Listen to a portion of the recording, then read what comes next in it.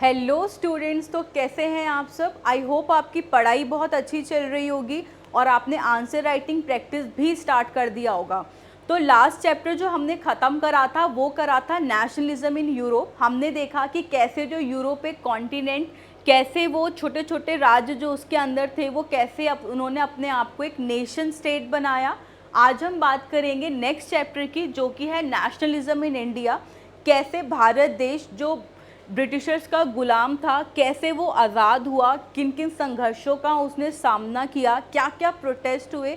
हर type के लोगों ने, हर रीजन के लोगों ने, हर क्लास के लोगों ने, चाहे वो बिजनेस क्लास हो, चाहे वो मिडिल क्लास हो, चाहे वो पेजेंट्स हो, कैसे उन्होंने इस मूवमेंट को सपोर्ट किया और एक सक्सेसफुल इंडिपेंडेंस पाया। तो आज हम बात करने वाले हैं नेशनलिज्म इन इंडिया। तो अगर हम यहाँ पे बात करें तो उस वक्त वर्ल्ड वॉर 1 चल रहा था। अब आप बोलोगे कि हमारे देश पे वर्ल्ड वॉर का इम्पैक्ट क्यों हुआ, क्योंकि जो इंडिया था उसने तो वो पार्ट लिया नहीं था वर्ल्ड वॉर में। तो मैं आपको बताऊंगी कि जो भारत देश था वो उस वक्त ब्रिटिशर्स का गुलाम था, ब्रिटिशर्स के कॉलोनियल रूल में था, अंडर रूल में था। जो ब्रिटिशर्स ने वहाँ पे लड़ाई कर रहे थे, तो जिसकी वजह से जो उसका इम्पैक्ट था वो हमारे देश पे भी पड़ा। तो इकोनॉमिक इम्पैक्ट क्या पड़ता है वर्ल्ड वॉर 1 का, कि डिफेंस एक्सपेंडिचर जो होते हैं ना वो राइस होना शुरू हो जाता है। मतलब जो डिफेंस से जो खर्चा हो रहा होता है वो बहुत ज़्यादा बढ़ने लग जाता है, बहुत ज़्यादा खर्चा होने लग जाता है डिफेंस एक्सपेंडिचर पे। फाइनेंस्ड बाय वॉर लोन्स और इंक्रीज टैक्सेस, जिसकी वजह से क्या होता है, जो ब्रिटिश गवर्नमेंट होती है वो टैक्सेस को बढ़ा देती है, क्योंकि अब वहाँ पे पैसा लगेगा तो पैसा तो यहीं से निकालेंगे ना। मतलब तो वो क्या करता है, वो जो भी कस्टम ड्यूटीज़ होती है वो सब क्या करती है, उनके टैक्स वो बढ़ा देती है, हाई टैक्सेस लेना शुरू कर देती है। प्राइजेस जो होते हैं वो ऑलमोस्ट डबल हो जाते हैं इस बीच। और वाइड स्प्रेड हार्डशिप, और बहुत ज़्यादा जो सिचुएशन होती है उस वक्त की, लोग ख़राब हो जाते हैं। और ब्रिटिशर्स क्या करती है, फोर्सफुली वो भर्ती करना शुरू कर देती है आर्मी में। फूड क्राइसिस और एपिडेमिक में हो जाता है, जिसकी वजह से मतलब क्या होता है, क्रॉप फेलियर्स हो जाती है इस बीच, जिसकी वजह से जो खाने की कमी हो जाती है। एपिडेमिक इन्फ्लुएंजा भी आता है, 12 से 13 मिलियन डेथ भी हो जाती है। अब फिर उस बीच आते हैं गांधी जी। अब गांधी जी यहाँ पर आते हैं। गांधी जी कहाँ से लौट के आ रहे होते हैं, गांधी जी साउथ अफ्रीका से आते हैं। वो साउथ अफ्रीका से एक पीसफुल मूवमेंट करके आ रहे होते हैं अगेंस्ट रेसिज्म। तो जैसा कि आप यहाँ पे पढ़ोगे, came from South Africa where he fought against racist law using satyagraha, मतलब नॉन वायलेंस पीसफुल प्रोटेस्ट। अब बात करते हैं सत्याग्रह की। सत्याग्रह क्या होता है, क्या कंसेप्ट है सत्याग्रह का। सत्याग्रह का मतलब होता है, जो कंसेप्ट है इसका, बेस्ड ऑन ट्रुथ, सत्य एंड नॉन वायलेंस। ये किसको सपोर्ट करता है, ये ट्रुथ को सपोर्ट करता है, नॉन वायलेंस मतलब हम बिना लड़ाई के भी अपनी जो मतलब बिना लड़ाई के भी हम जीत सकते हैं। ठीक है, हम बिना लड़ाई के भी हम आज़ादी पा सकते हैं। Emphasised soul force over physical force, किसके ऊपर एम्फसाइज ज़्यादा है, मतलब आपको फिजिकल फोर्स की ज़रूरत नहीं है, आपको लड़ाई झगड़े की ज़रूरत नहीं है, आपको क्या कहाँ एम्फसाइज करना है, सोल फोर्स पे एम्फसाइज करना है। Convince the oppressors conscience not defeat them, हम मतलब जो अपोजिशंस हैं उनको कन्विंस कर सकते हैं बिना किसी फिजिकल फोर्स के। Truth and justice will ultimate triumph, unity through non violence could bring together all Indians without aggression we can win। जो यूनिटी है ना, मतलब यूनिटी, एकता, तो एकता नॉन वायलेंस के साथ हम पूरे मतलब ऑल इंडिया को क्या कर सकते हैं, हम पूरे ऑल इंडिया को एक साथ ला सकते हैं, इंडियंस को भी एक साथ ला सकते हैं, और बिना किसी फिजिकल फोर्स के सच्चाई के साथ हम अपनी लड़ाई को जीत सकते हैं। अब आगे बात आती है, उस वक्त जब गांधी जी आते हैं तो 3 सत्याग्रह यहाँ पे होते हैं। अब वो कहाँ कहाँ होते हैं, 1961 में होता है चंपारण में, जहाँ पे जो पेजेंट्स होते हैं ना, वो पेजेंट्स को सपोर्ट करते हैं against oppressive plantation system. Britishers क्या करती है, उनको फोर्स करती है कि आप क्या करोगे, इंडिगो की खेती करोगे, सिर्फ नील की खेती करोगे सिर्फ। तो वो यहाँ भी इनको सपोर्ट करते हैं। फिर खेड़ा गुजरात में, जो कि 1917 में होता है ये मूवमेंट, यहाँ पे pageants affected by crop failure and plague. यहाँ पे क्या होता है, जो पेजेंट्स होते हैं ना, वहाँ पे क्रॉप फेलियर हो जाती है। अब अगर क्रॉप का प्रोडक्शन नहीं होगा तो वो पैसे कहाँ से देंगे, पैसे नहीं आएंगे, क्रॉप क्योंकि फेल हो चुकी है। तो वो क्या करते हैं, वो डिमांड रखते हैं कि ठीक है आप जो रिलैक्सेशन दे दो रेवेन्यू में, ठीक है। तो यहाँ पे जो पेजेंट्स होते हैं affected by crop failure could not पे taxes, Gandhi ji demanded revenue भी रिलैक्स, जो रेवेन्यू है वो थोड़ा कम कर दो। फिर वो अहमदाबाद में भी आते हैं, वहाँ पे वो सपोर्ट करते हैं। 1918 में organised satyagraha among cotton mill workers demanding better wages and working condition, unfair treatment. उनके अगेंस्ट क्या हो रहा है वहाँ पे ना, वो उनको डिस्क्रिमिनेट करते हैं, जो ब्रिटिशर्स मिल वर्कर्स को अनफेयर ट्रीटमेंट करते हैं, ठीक से ना उनको वेज देना, नो उनको पैसा भी ना पूरा देना, और उनके साथ डिस्क्रिमिनेशन करते हैं, अनफेयर ट्रीटमेंट करते हैं, उनको मारना, बेगा एक तरफ से बहुत ज़्यादा एक्सप्लॉइट करना। तो यहाँ पे जो गांधी जी क्या डिमांड करते हैं, better wages and unfair treatment बंद करने का और वर्किंग कंडीशंस इम्प्रूव करने के लिए। नेक्स्ट अगर आगे बढ़ते हैं, फिर आता है रॉलेट एक्ट। रॉलेट एक्ट को हम ब्लैक लॉ भी कहते हैं। अब जब प्रोटेस्ट हो रहे होते हैं तो ये लोग क्या करते हैं, जो ब्रिटिशर्स होती है ना, रॉलेट एक्ट के अंडर ही क्या करती है कि उनको बिना किसी कंसेंट के जेल में डालना शुरू कर देती है। Passed despite united opposition of Indian members, gave government sweeping power, repress political activities, उस पॉलिटिकल एक्टिविटीज़ को रोकने के लिए, क्योंकि क्या होता है जगह जगह प्रोटेस्ट होते हैं, तो उस पॉलिटिकल एक्टिविटीज़ को रोकने के लिए ब्रिटिशर्स क्या करती है, ब्रिटिश की government detain political prisoners without trial for 2 years। फिर गांधी जी क्या करते हैं, launch the nation wide Satyagraha against it. वो जब वो ये सब देखते हैं तो वो एक नेशन वाइड सत्याग्रह मूवमेंट क्या करते हैं, लॉन्च करते हैं। अब मूवमेंट बिगेन होता है, लोग बढ़ चढ़ के इसमें उनका साथ देते हैं। शॉप्स वर क्लोज्ड, दुकानें सब बंद कर देते हैं, public transport was stopped and people gathered in peaceful protest and prayer meetings. जो पीपल होते हैं वो पीसफुल प्रोटेस्ट करते हैं, ठीक है। हड़ताल करी जाती है अक्रॉस इंडिया, रैलीज निकाली जाती है, strike in railway workshop and shops were closed. अब जो ब्रिटिशर्स होती है वो क्या करती है, जब वो ये सब देखती है, ब्रिटिशर्स अलार्म बाय अनरेस्ट, वो भी क्या करती है, इन सारे लीडर्स को क्या जेल में डालना शुरू कर देती है। इवन गांधी जी की भी जो एंट्री होती है ना, वो दिल्ली में आने से उनको बैन कर दिया जाता है, रेस्ट्रिक्शंस लगा दिए जाते हैं। अब police fired on a peaceful procession, जो पुलिस होती है वो क्या करती है, एक भीड़ होती है वहाँ पे वो गोलियाँ चला देती है, जिसकी वजह से क्या होता है, लोग और भड़क जाते हैं।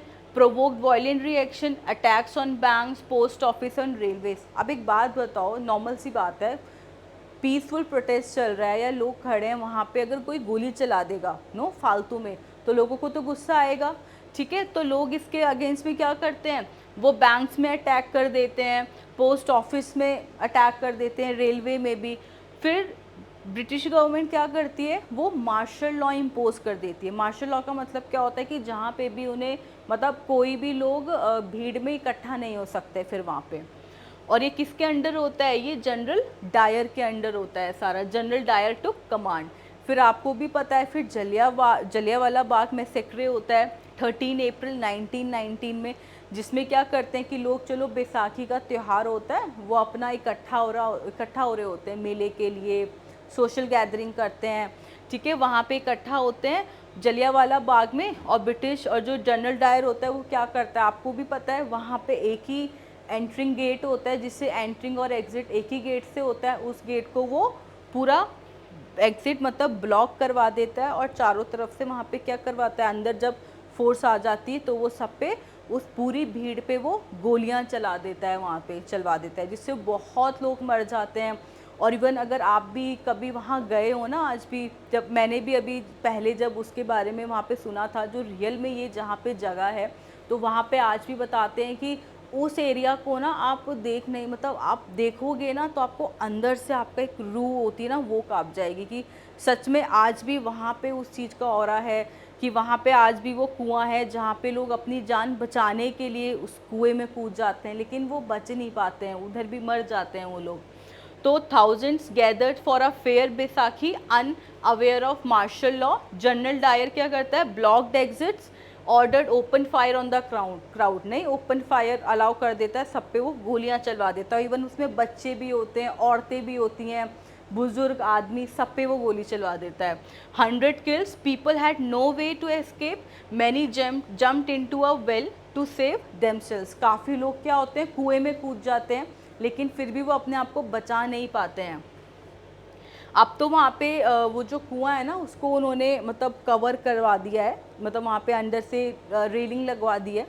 लेकिन आज भी अगर आप उस जगह में जाओ ना और देखो, तो मतलब बहुत ही एक इंटरनली वो सारा फील और एक रिजेंबल्स आ जाता है सामने। आफ्टर मथ एंड डिप्रेशन, अब इसके बाद क्या होता है, देखो अब लोगों के अंदर फिर से प्रोवोक हो गया ना, उनको फिर गुस्सा आएगा, मतलब किसको ये चीज़ अच्छा लगेगा कि क्या इन्होंने किया है। मतलब इंसानियत का तो एक तरह से यहाँ पे खून ही कर दिया है उन्होंने, कि बच्चों तक में भी उन्होंने रहम नहीं खाया ना, औरतों तक में रहम खाया। तो new triggered strikes, clashes with the police, अब वहाँ पे भी लोग स्ट्राइक करना शुरू कर देते हैं, जो पुलिस स्टेशन होते हैं वहाँ पे भी नो अटैक कर देते हैं, अटैक्स ऑन गवर्नमेंट बिल्डिंग, और प्रोटेस्ट अक्रॉस नॉर्थ इंडिया, पूरे नॉर्थ इंडिया में ये प्रोटेस्ट स्टार्ट हो जाता है। लेकिन जो ब्रिटिशर्स होती है ना, वो अभी भी नहीं मानती है। अब जब वो ये सब चीज़ें देखती है तो उसके बाद भी वो बड़े ही ब्रूटल अत्याचार नो, बड़े ही बहुत टॉर्चर करती है। उसके बाद भी वो क्या करती है इंडियन पीपल को, दे फोर्स्ड इंडियन पीपल कि आप अपनी नोज़ है ना उसको रब करते करते जाओ, मतलब नोज़ रगड़ो, क्रॉल करते करते जाओ आप ज़मीन से, और फोर्स सैल्यूट, और फोर्सली आप जब भी देखो, मतलब जब भी जाओ तो सलाम करते हुए जाओ, उन्हें सैल्यूट करते हुए जाओ। ये इन्होंने मतलब इतना अत्याचार कर दिया था। फिर गांधी जी क्या करते हैं, मूवमेंट कॉल्ड ऑफ ड्यूट, अब देखो वायलेंस की वजह से वो इस मूवमेंट को क्या कर देते हैं, उनको इस मूवमेंट को वहीं पे बंद करना पड़ता है। एंड टेकन बैक द सत्याग्रह, तो यहाँ पे ये जो मूवमेंट होता है ये बंद कर देते हैं। अब उनको यहाँ पे एक बात समझ आ जाती है कि जो मूवमेंट है ना, वो एक छोटे उससे काम नहीं होगा, एक बड़ा मूवमेंट जिसमें बहुत लोग पार्टिसिपेट करें, नहीं वो अब यहाँ पे करना है। तो need for a broad based movement, तो रॉलेट सत्याग्रह वो significant but mostly urban centred. जो रॉलेट सत्याग्रह भी था वो था, मतलब उसने भी काम वहाँ पे किया, लेकिन जो बात थी एक बड़े लेवल पे नेशन वाइड स्ट्रगल की यहाँ पे अब क्या थी, ज़रूरत थी एक नेशन वाइड मूवमेंट करना था, क्योंकि ये कुछ लिमिटेड जगह पे ही था जहाँ जहाँ के लोग ज़्यादा अफेक्टेड थे। जो ये मूवमेंट था, स्ट्रगल था, वो उस एरिया पे ही था, उतने ही अर्बन सेंटर में ही था। लेकिन यहाँ पे किस चीज़ की ज़रूरत थी, यहाँ पे एक नेशन वाइड एक मूवमेंट की नीड थी।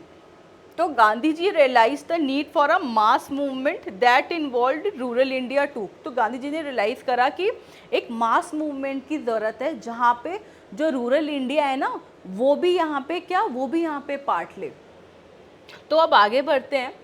अब उनको यहाँ पे पता है importance of Hindu Muslim unity, तो गांधी जी को लगा कि नहीं यार, nation unity was not possible. जो नेशन की यूनिटी है ना, अब देखो इंडिया एक डाइवर्स कंट्री है, और वो आज ही तो नहीं है, वो पहले से ही है, इंडिया एक डाइवर्स कंट्री है।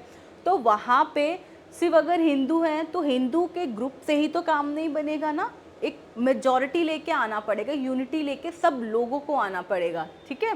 तो Gandhi ji believed national unity was not possible without Hindu Muslim cooperation, क्योंकि उस वक्त मुस्लिम भी थे, बहुत सारे ग्रुप्स के लोग रहते थे, डाइवर्स कंट्री थी, आज भी है। तो उनको लगा कि नहीं, जो नेशनल यूनिटी है वो हिंदू मुस्लिम के कोऑपरेशन से नहीं आ सकती बिना। तो फिर यहाँ पे हम बात करते हैं खिलाफत इशू की। अब वर्ल्ड वॉर वन जब एंड होता है तो ब्रिटिशर्स जिस टीम में पार्ट होती है, जिस टीम का पार्ट होती है, वो टीम वर्ल्ड वॉर में जीत जाती है। तो वहाँ पे एक ऑटोमन तुर्की एम्पायर होता है जो हार जाता है। तो उनको लगता है कि अब क्या होगा, अब एक पीसफुल ट्रीटी उनके ऊपर इम्पोज कर दी जाएगी। तो याद है मैंने आपको बताया था खलीफा, तो एक खलीफा होते हैं, खलीफा होता था एम्परर लीडर। अब खलीफा कौन होता था, जो इस्लाम वर्ल्ड होता था ना, जो इस्लामिक जितने भी होते थे मुस्लिम लोग, उनका हेड होता था कौन, खलीफा, स्पिरिचुअल लीडर भी आप बोल सकते हो। तो इनको था मुस्लिम को कि नहीं, हमारे खलीफा के ऊपर कैसे ये ट्रीटी इम्पोज होगी, मतलब कैसे, तो वो लोग भी परेशान थे। तो जिसकी वजह से जो ये लीडर्स होते हैं ना, दो भाई होते हैं, मोहम्मद अली एंड शौकत अली, ये गांधी जी से मिलकर बात करते हैं कि नहीं, हमें हम एक क्या करेंगे, हम एक मूवमेंट बनाएंगे, हम एक वो मूवमेंट लॉन्च करेंगे मिलकर। अब फॉर्म्ड इन बॉम्बे, खिलाफत कमेटी फॉर्म हो जाती है बॉम्बे में मार्च 1990, एम टू प्रोटेक्ट खलीफास पार। अब उनका मोटिव होता है खलीफास पार, वो गांधी जी की हेल्प लेते हैं। तो गांधी जी को एक ये चांस मिल जाता है, किस चीज़ के लिए, हिंदू मुस्लिम यूनिटी के लिए उनको एक चांस मिल जाता है कि ठीक है। तो Gandhi ji strategy saw Khilafat as an opportunity to unite Hindus and Muslim. उनको क्या होता है कि भाई एक क्या है, अपॉर्चुनिटी है हिंदू और मुस्लिम को यूनाइट करने की, ठीक है। तो यहाँ पे वो इस मूवमेंट को एज अ अपॉर्चुनिटी लेते हैं, किस चीज़ के लिए, unite Hindu and Muslims. Propose combine movement, वो कंबाइन मूवमेंट स्टार्ट करते हैं खिलाफत इशू के लिए भी, जिसमें मुस्लिम कंसर्न भी होता है, और Swaraj for national independence also. अब कांग्रेस इसमें सपोर्ट करती है। गांधी जी ये जो पॉइंट होती है ना, ये जो बात होती है, ये सेशन में रखते हैं, कलकत्ता सेशन ऑफ कांग्रेस होती है किसमें, सितंबर 1920 में। तो यहाँ पे गांधी जी इस बात को रखते हैं, तो मान जाते हैं सब। Gandhi ji convinced leader to launch the non cooperation movement. तो गांधी जी लीडर्स मतलब जो उनके और भी मेंबर्स होते हैं वहाँ पे, उनको मनवा लेते हैं कि ठीक है हम इस मूवमेंट को करते हैं, non cooperation movement. Supported both खिलाफत, जो खिलाफत मूवमेंट को भी सपोर्ट करेगा, मतलब जो उन खिलाफत मूवमेंट की जो डिमांड्स हैं, खलीफा ब्रदर्स उनकी भी मूवमेंट को ये सपोर्ट करेगा, और फ्रीडम स्ट्रगल को भी सपोर्ट करेगा, ठीक है। तो ये दोनों को सपोर्ट करेगा, खिलाफत डिमांड्स भी हैं और फ्रीडम स्ट्रगल को भी सपोर्ट करेगा ये movement, non cooperation movement. So why did Gandhi ji Khilafat issue, because he wanted all broad based movement after the failure of Rowlatt Act, ठीक है। तो वो उन्होंने खिलाफत इशू मतलब खिलाफत मूवमेंट के साथ वो क्यों रहे, क्योंकि उनको था पहली चीज़ हिंदू मुस्लिम का उनको क्या मिल जाएगा, यूनिटी मिल जाएगा, क्योंकि उन्हें ये रियलाइज़ हो गया था कि एक मास मूवमेंट की ज़रूरत है जिसके लिए हिंदू मुस्लिम का यूनाइट होना ज़रूरी है। तो बिना उसके वो नेशनल यूनिटी नहीं ला सकते, ठीक है। तो after the failure of Rowlatt act, क्योंकि रॉलेट एक्ट फेल हो गया था, उसमें उन्होंने देख लिया कि नहीं सिर्फ अर्बन सेंटर ही था, इधर ज़्यादा लोग इकट्ठा नहीं हो पाए, तो रूरल एरिया को भी उनको क्या करना था, इसमें इन्वॉल्व करना था, ठीक है। अब आगे यहाँ पे बढ़े तो Mahatma Gandhi idea of non cooperation.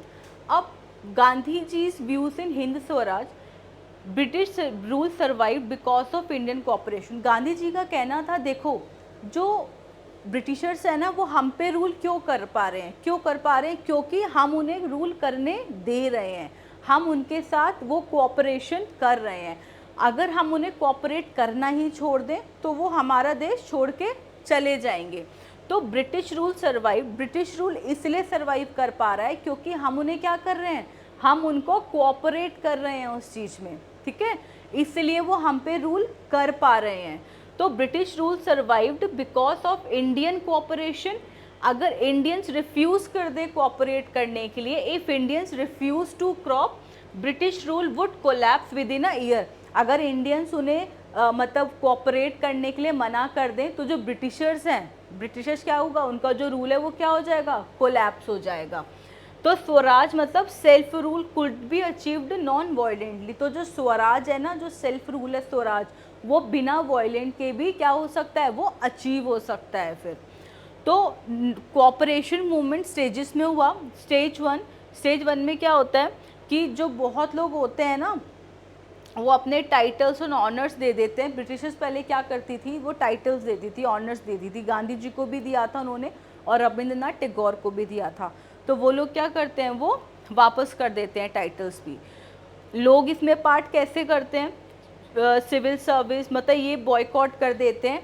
Army and police, Britishers courts and legislative council, जो भी वहाँ पे वो गवर्नमेंट ऑफिशियल मतलब जो इंडियन लोग वहाँ जो काम करते हैं वहाँ पे वो जाना बंद कर देते हैं।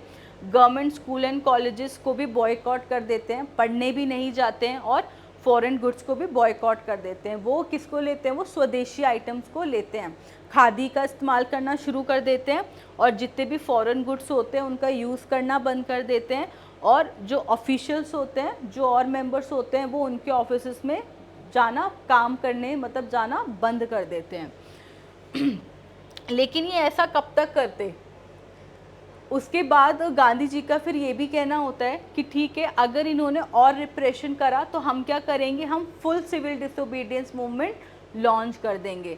तो Gandhi ji and Shaukat Ali travelled across India, वो मतलब इंडिया के उसमें हर जगह जाते हैं, ठीक है, एक सपोर्ट को गैदर करने के लिए।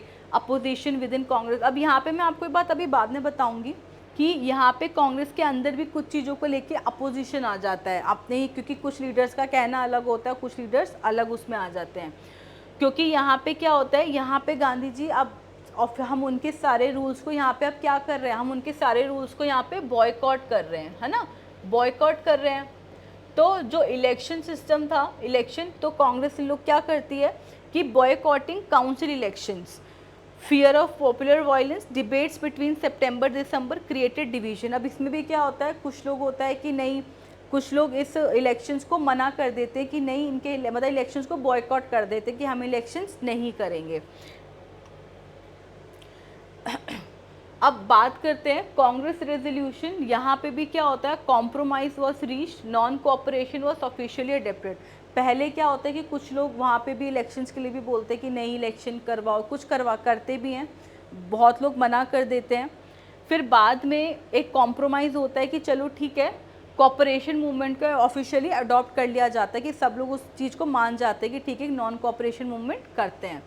अब डिफरेंट लोग, डिफरेंट सोसाइटी के लोग इस मूवमेंट में कैसे पार्ट लेते हैं। जो मिडिल क्लास होता है, मिडिल क्लास इसमें कैसे पार्ट लेती है इस मूवमेंट को। स्टूडेंट क्या करते हैं, left government schools and colleges. जो स्टूडेंट होते हैं वो ब्रिटिशर्स के ही कॉलेज और स्कूल्स होते हैं, वहाँ पे जाना वो बंद कर देते हैं। Teachers and head master resign, जो वहाँ पे वर्कर्स होते हैं जैसे टीचर्स हो गए, हेड मास्टर्स हो गए, वो रिज़ाइन कर देते हैं वहाँ से। Lawyers gave up their practices, lawyers भी नहीं जाते। और काउंसिल इलेक्शंस भी बहुत सारे प्रोविंसेस में बॉयकॉट कर देते हैं, मतलब वो इलेक्शन हेल्ड करवाते ही नहीं हैं। लेकिन अब यहाँ पे क्या होगा, देखो अब स्कूल्स की ये प्रॉब्लम थी, क्योंकि उस वक्त इंडिया में जब ब्रिटिश रूल चल रहा था, तो उस वक्त इंडिया में उनके खुद के इस्टेब्लिश वाले स्कूल्स नहीं थे, है ना, इंडियन स्कूल्स नहीं थे जो उन्होंने खुद इस्टेब्लिश करे हुए थे, वो सारे ब्रिटिशर्स के ही स्कूल थे। तो मजबूरन अब वो कब तक नहीं जाएंगे, एक टाइम तो आएगा कि उन्हें जाना ही पड़ेगा। तो जिसकी वजह से उनको दोबारा फिर बाद में क्या होता है, जाना पड़ता है, क्योंकि इंडियन इस्टेब्लिश डिपार्टमेंट्स भी नहीं थे, ना स्कूल्स थे ना डिपार्टमेंट्स थे। तो जो भी वर्कर्स भी होते हैं जो वहाँ से रिज़ाइन कर देते हैं, वो भी फिर उनको बाद में ज्वाइन करना पड़ जाता है, क्योंकि फिर पैसे कहाँ से आएंगे।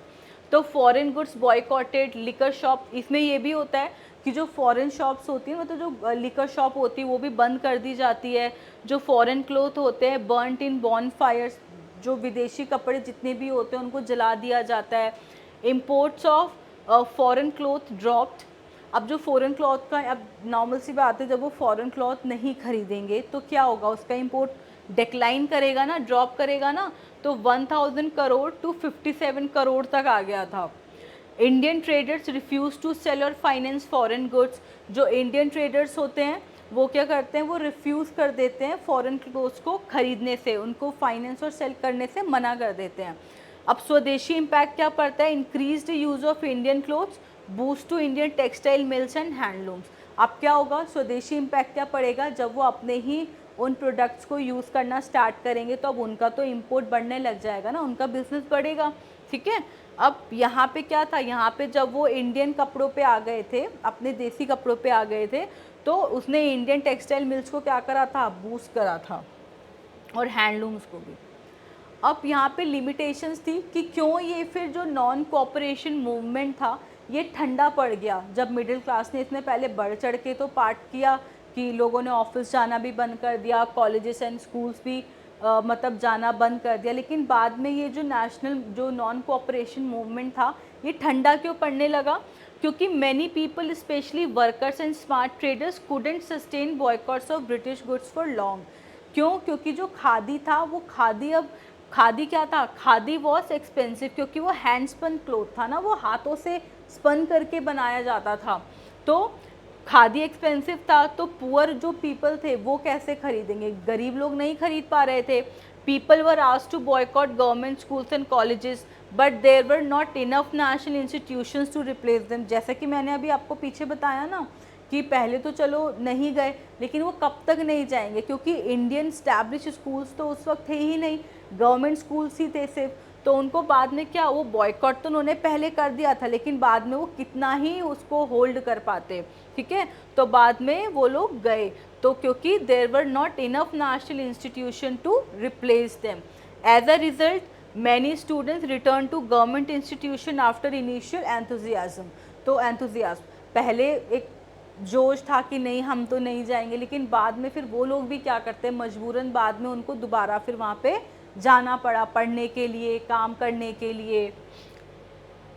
अब आगे देखते हैं कंट्री साइड में जो रिबेलियंस थे। अब यहाँ पे ना देखो, नॉन कॉपरेशन मूवमेंट अलग अलग जगह पे अलग अलग लोग, अब जैसे अपार्ट मतलब अपने अपने उससे जैसे उनको मूवमेंट समझ आ रहा है वैसे उनसे मतलब उनको वो सपोर्ट कर रहे हैं, पार्ट कर रहे हैं, ले रहे हैं, हिस्सा ले रहे हैं। तो रेबेलियन इन दी कंट्री साइड, अब कंट्री साइड मतलब वहाँ पे लोगों ने कंट्री साइड में कैसे यहाँ पे पार्टिसिपेट किया। Spread of non cooperation movement moved from city to rural areas including peasants and tribals. अब पेजेंट मूवमेंट होता है अवध में, यही अब ये नॉन कॉपरेशन मूवमेंट ही चल रहा है यहाँ पे। इनको जो बाबा रामचंद्र होते हैं ना वो लेट करते हैं। ये एक फॉर्मर इंटेंजर्ड लेबर होते हैं फिजी के। फिजी मतलब अब यहाँ पे क्या होता है, इंटेंजर्ड लेबर क्या होती है, पहले टाइम पे ना जो ब्रिटिशर्स थे ना, ये जो बंधुआ मजदूर टाइप नहीं होते कि इनको दूसरी जगह ले जाते हैं काम करवाने के लिए, वहाँ पे इनसे काम करवाते हैं वो भी कम पैसे देकर, तो ऐसे में इनको भी ले जाया जाता है, बट ये बाद में वापस आ जाते हैं। अब इनकी डिमांड्स क्या थी, जो पेजेंट मूवमेंट था इन्होंने नॉन कॉपरेशन को सपोर्ट क्यों किया। High rents and taxes by landlords, taluqdar, इनको जो तालुकदार होते थे ना, जो इनके हेड होते थे, उनको ये क्या करते थे, मतलब उनको उन लोगों को इन्हें हाई टैक्स देना पड़ता था। उन तालुकदार्स को बेचारे इन लोगों को क्या करना पड़ता था, हाई टैक्स देना पड़ता था तालुकदार्स को। Unpaid labour, forced unpaid labour, begar, इनसे बेगार करवाते थे वो लोग। मतलब कि बेगार क्या होता है कि इनको एक्सप्लॉइट भी करेंगे, इनसे बहुत ज़्यादा काम भी करवाएंगे, लेकिन इनको पैसे नहीं देंगे, बिना पैसे दिए काम करवाते थे। No security of land tenure, frequent evictions. तो इस वजह से इन्होंने पीजेंट मूवमेंट, इन्होंने यहाँ पे नॉन कॉपरेशन में इनको सपोर्ट किया। इनकी डिमांड्स क्या क्या थी, रिड्यूस लैंड रेवेन्यू, भाई जो टैक्स है वो कम कर दिया जाए, बेगर को एबॉलिश कर दिया जाए, और social boycott of oppressive landlords.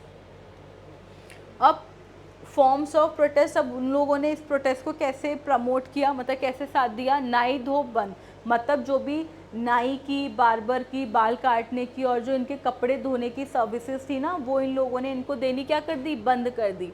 Barbers and washerman refuse services to landlords organise by village panchayat, ठीक है। लैंडलॉर्ड्स को क्या करा इन्होंने, वो बार्बर की, बाल काटने की, कपड़े धोने की सर्विसेज देनी बंद कर दी। अब यहाँ पे क्या होता है, जवाहरलाल नेहरू आते हैं 1920 में, वो पेजेंट्स को, ग्रीवेंसेस को समझते हैं, उनकी प्रॉब्लम्स को समझते हैं, और एक ऊत किसान सभा फॉर्म करते हैं, स्टैब्लिश करते हैं यहाँ पे, किनके साथ मिलकर, बाबा रामचंद्र के साथ मिलकर। With in a month over 300 branches formed in near by villages.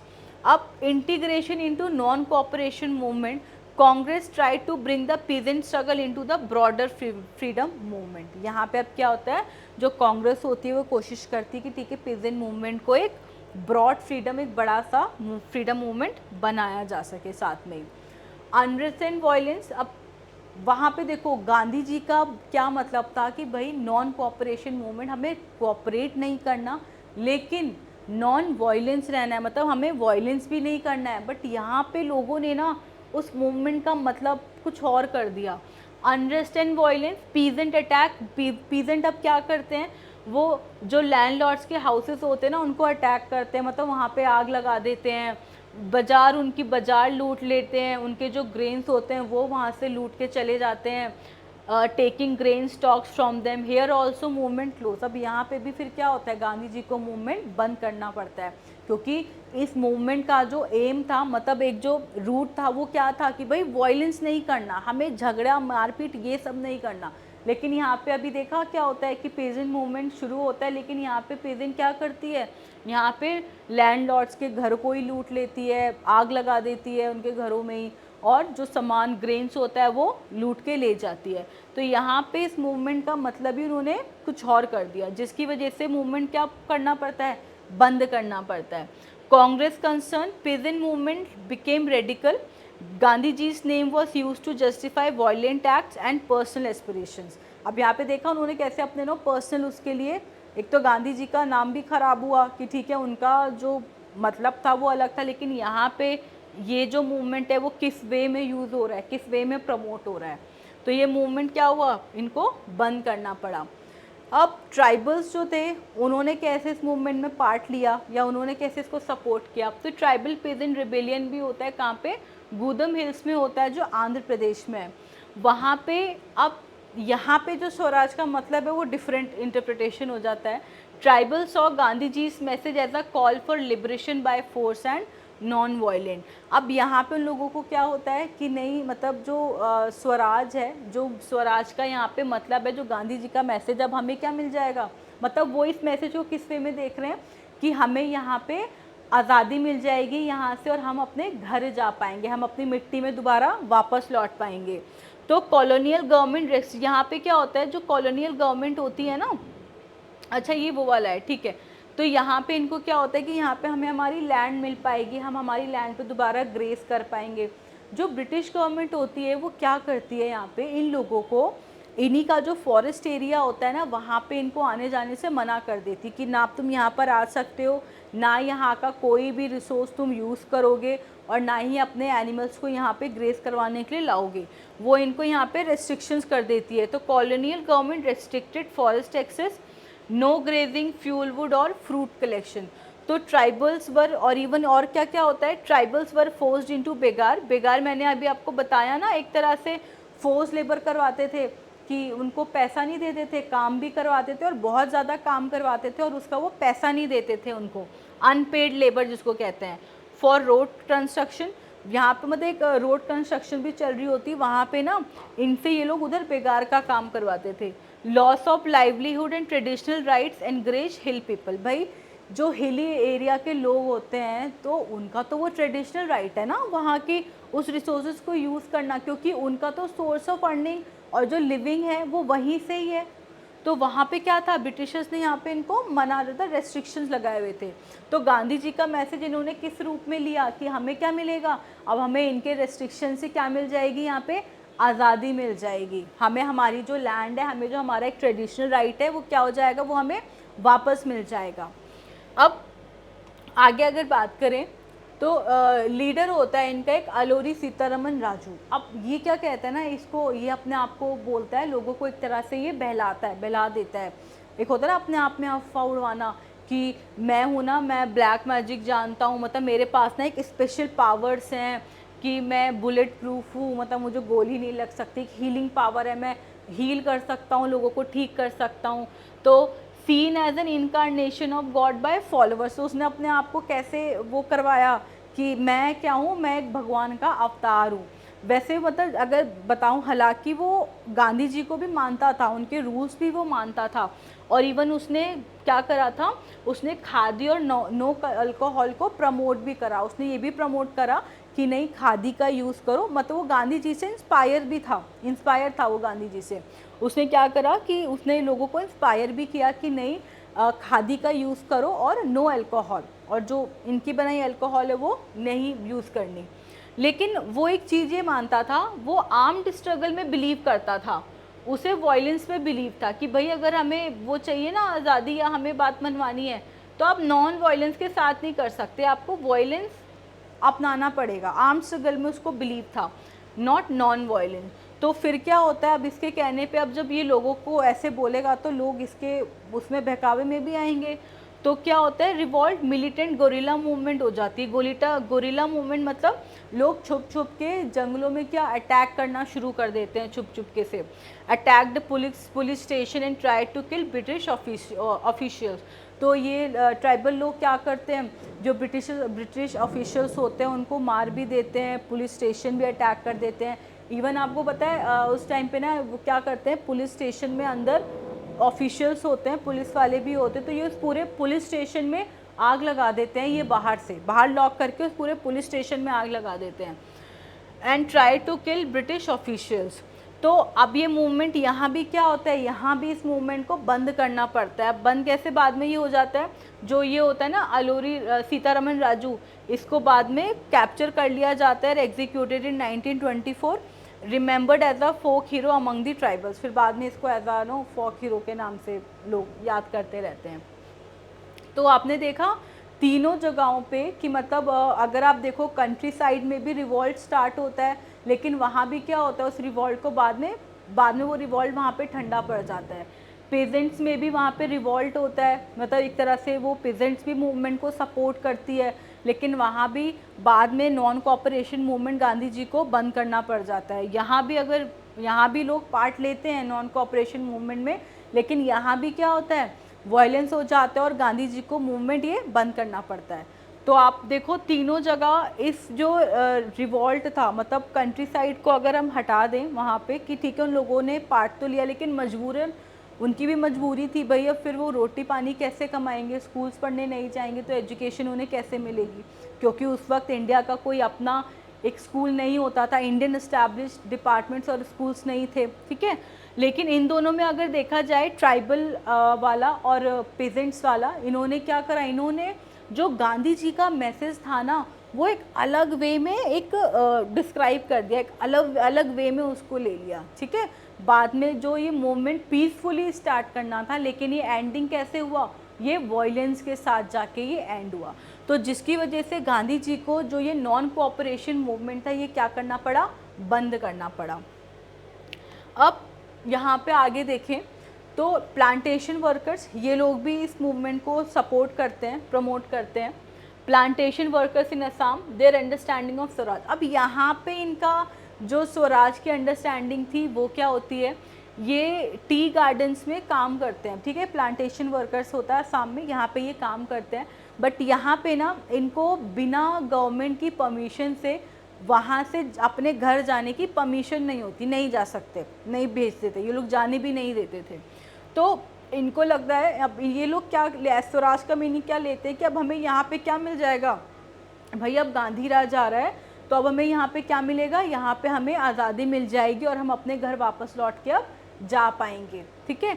तो ये लोग भी यही करते हैं। रेस्ट्रिक्टेड फ्रीडम होते हैं यहाँ पे under the inland migration act. आपको बस इसे नॉर्मल याद रखना है कि एक्ट क्या था ये, कि यहाँ पे जो प्लांटेशन वर्कर्स होती है ना, यहाँ पे जो काम करती है मतलब टी गार्डन्स में, उनको बिना गवर्नमेंट के ऑफिशियल के अप्रूवल के बिना वहाँ से जाने की वो नहीं होती, आज़ादी नहीं होती, नहीं जा सकते वो। और परमिशन वॉज रेयरली ग्रांटेड, और परमिशन उनको ईजिली मिलती भी नहीं थी कि तुम अपने घर वापस जाओ। तो इनका विजन क्या था स्वराज का, कि फ्रीडम मेंट मूविंग फ्रीली। अब इनका मतलब क्या होगा कि नहीं, अब इस मूवमेंट का मतलब क्या है कि हम अब क्या होंगे, हम अब आराम से मूव कर पाएंगे, मतलब अपने घर वापस जा पाएंगे। And returning to their villages, believe Gandhi raj was coming, thought they would get land in their villages, ठीक है। अब ये क्या होता है, जब मूवमेंट करते हैं तो ये जब सोचते कि अरे अब तो गांधी राज आ गया, तो ये यहाँ पे बिना ही इनको अपडेट करे हुए ये अपने घर की ओर निकल पड़ते हैं, भागना शुरू कर देते हैं, जाना शुरू कर देते हैं ये। तो thousands left plantation defying authorities, बिना अथॉरिटी मतलब अथॉरिटी के रूल्स को इग्नोर करके ये अपने गांव जाना शुरू कर देते हैं। Try to return home on foot, पैदल क्यों जा रहे होते हैं, क्योंकि उस वक्त क्या होता है, उस वक्त लोग प्रोटेस्ट तो कर ही रहे होते हैं। तो रेलवे और स्टीमर में क्या चल रहा होता है, स्ट्राइक चल रही होती है, उसमें उस वक्त रेलवे और स्टीमर की भी स्ट्राइक चल रही होती है, तो रेल तो चलती नहीं है ना। तो ये लोग जब जा रहे होते हैं तो इनको रास्ते में ही जो पुलिस है वो पकड़ के मारती है, मतलब पकड़ लेती है, इनको मार भी देती है, और कुछ लोग तो बेचारे कभी घर भी नहीं पहुंच पाते अपने। तो emotional connection to the national movement, their ideas of freedom weren't exactly as per Congress plan. जो गांधी जी का प्लान होता है ना, मतलब मूवमेंट क्यों हमने ये बनाया या मूवमेंट ये क्यों करना है, लेकिन इनके आइडियाज़ और इनके आइडियाज़ में आप डिफरेंस देख पा रहे हो ना, कि इनका तो जो कंसेप्ट है वो ही अलग हो गया है स्वराज को लेकर। So but by chanting Gandhi ji's name and demanding स्वतंत्र Bharat, they felt part of a larger national struggle. अब टूवर्ड्स सिविल डिसोबीडियंस, अब यहाँ से बात करेंगे हम सिविल डिसोबीडियंस मूवमेंट की। अब आपके पास ना क्वेश्चंस आता है, ये क्वेश्चन बहुत कॉमन है और ये बोर्ड क्वेश्चन में आता ही आता है, मतलब बहुत इस तरह के क्वेश्चन आते हैं कि आपका डिफरेंस क्या रहा है नॉन कोऑपरेशन मूवमेंट और सिविल डिसोबीडियंस मूवमेंट पे। नॉन कोऑपरेशन मूवमेंट और सिविल डिसोबीडियंस मूवमेंट में, तो जो नॉन कोऑपरेशन मूवमेंट था उसका मतलब क्या था कि नॉन कोऑपरेट, है ना, कि हम लोग क्या है, हम उनके जो बातें हैं मतलब हम उनको कोऑपरेट नहीं करेंगे, हम ब्रिटिशर्स को, हम गवर्नमेंट को कोऑपरेट, गवर्नमेंट मतलब उस वक्त की ब्रिटिश गवर्नमेंट को कोऑपरेट नहीं करेंगे। और सिविल डिसोबीडियंस मतलब क्या है कि हम क्या करेंगे, हम कोऑपरेट भी नहीं करेंगे और डिसओबे करेंगे, मतलब उनको ओबे भी नहीं करेंगे, उनको मानेंगे भी नहीं उनकी बातों को। तो जब ये मूवमेंट हुआ, पेजेंट मूवमेंट देखा आपने, ट्राइबल मूवमेंट भी देखा और कंट्री साइड में भी लोगों ने कैसे इसको पार्ट करा, मतलब सपोर्ट किया, वो भी देखा।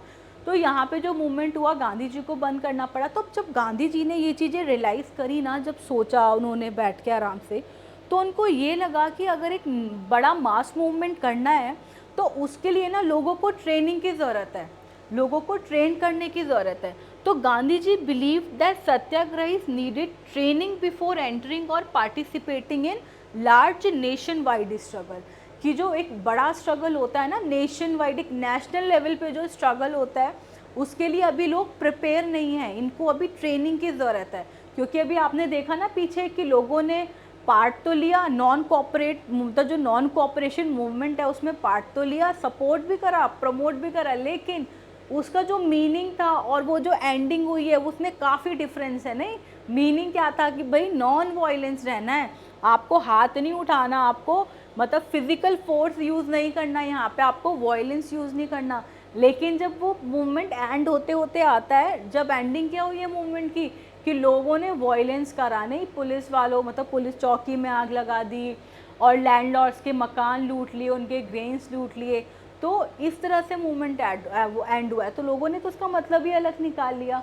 तो गांधी जी ने इस चीज़ को रियलाइज़ करा कि नहीं, लोगों को अभी यहाँ पे ट्रेनिंग की ज़रूरत है, एक नेशन वाइड मूवमेंट बनाने के लिए लोगों को ट्रेन करने की बहुत नीड है अभी यहाँ पे। तो आपको पता चल गया withdrawal of non cooperation movement. Non cooperation movement क्या होता है, विड्रॉल हो जाता है। अब Gandhi ji called it off due to rising violence, Gandhi ji को बंद करना पड़ता है ना मूवमेंट, क्यों, क्योंकि वायलेंस राइज होता है ना, कि बहुत जगह लोग वायलेंस करते हैं वहाँ पे लास्ट में ending. Felt satyagrahis needed better training for future struggle, future struggle के लिए जो सत्याग्रहीज हैं उनको ट्रेनिंग की क्या है, बहुत ज़रूरत है। अब डिबेट विद इन अ कांग्रेस, अब जो कांग्रेस लीडर्स होते हैं, मतलब जो कांग्रेस टीम, कांग्रेस के अंदर ही जो लीडर्स होते हैं, अब उनके आपस में ही ना डिबेट चलता है। कुछ लोग वहाँ पे कहते हैं, कुछ मॉडरेट्स होते हैं जैसे सी आर दास हो गए, मोतीलाल नेहरू हो गए, ये लोग कहते हैं कि हमने ना, अब आपको पता है ना स्टार्टिंग में क्या होता है, जब गांधी जी मूवमेंट स्टार्ट करते हैं खिलाफत मूवमेंट, तो वो जो काउंसिल इलेक्शंस होते हैं उनको क्या करते हैं, बॉयकॉट कर देते हैं। तो यहाँ पे अब ये लोग कहते हैं कि ठीक है, जो इलेक्शंस हमने बॉयकॉट करे थे ना, हम अब दोबारा से इलेक्शन करते हैं और हम लोग क्या करेंगे, हम लोग मेजॉरिटी में जीतेंगे और हम इस चीज़ को चेंज करेंगे, मतलब इंडिपेंडेंस पालेंगे। तो ये लोग ये कहते हैं कि some leaders wanted to join the election for provincial election, wanted to join council politics under the government of India act 1919, कि इसके अंडर में क्या होता है कि जो प्रोविंशियल इलेक्शंस जो मिला होता है इनको कि आप इलेक्शन लड़ सकते हो, तो ये लोग कहते हैं हम दोबारा से इलेक्शन लड़ते हैं और हम जब जीत जाएंगे तो हम इंडिपेंडेंस पा लेंगे। लेकिन कुछ जो कुछ लीडर्स और होते हैं जैसे जवाहरलाल नेहरू हो गए, सुभाष चंद्र बोस हो गए, ये उस वक्त यंग लीडर्स होते हैं वहाँ पे पार्टी में, तो ये लोग कहते हैं कि नहीं, इलेक्शंस मत करवाओ, हम क्या करेंगे, ये एक मास एगिटेशन होगा, एक मास मूवमेंट करेंगे जिसमें हम किसकी डिमांड करेंगे, फुल इंडिपेंडेंस की। किसकी डिमांड करेंगे, फुल इंडिपेंडेंस की। तो इन्हीं के ही पार्टी में, मतलब इन्हीं के कांग्रेस में क्या होता है, आपस में डिबेट होता है। कुछ लोग कहते हैं कि नहीं इलेक्शंस लड़ेंगे और कुछ लोग क्या कहते हैं कि नहीं, क्या करवाएंगे, मास मूवमेंट कराएंगे।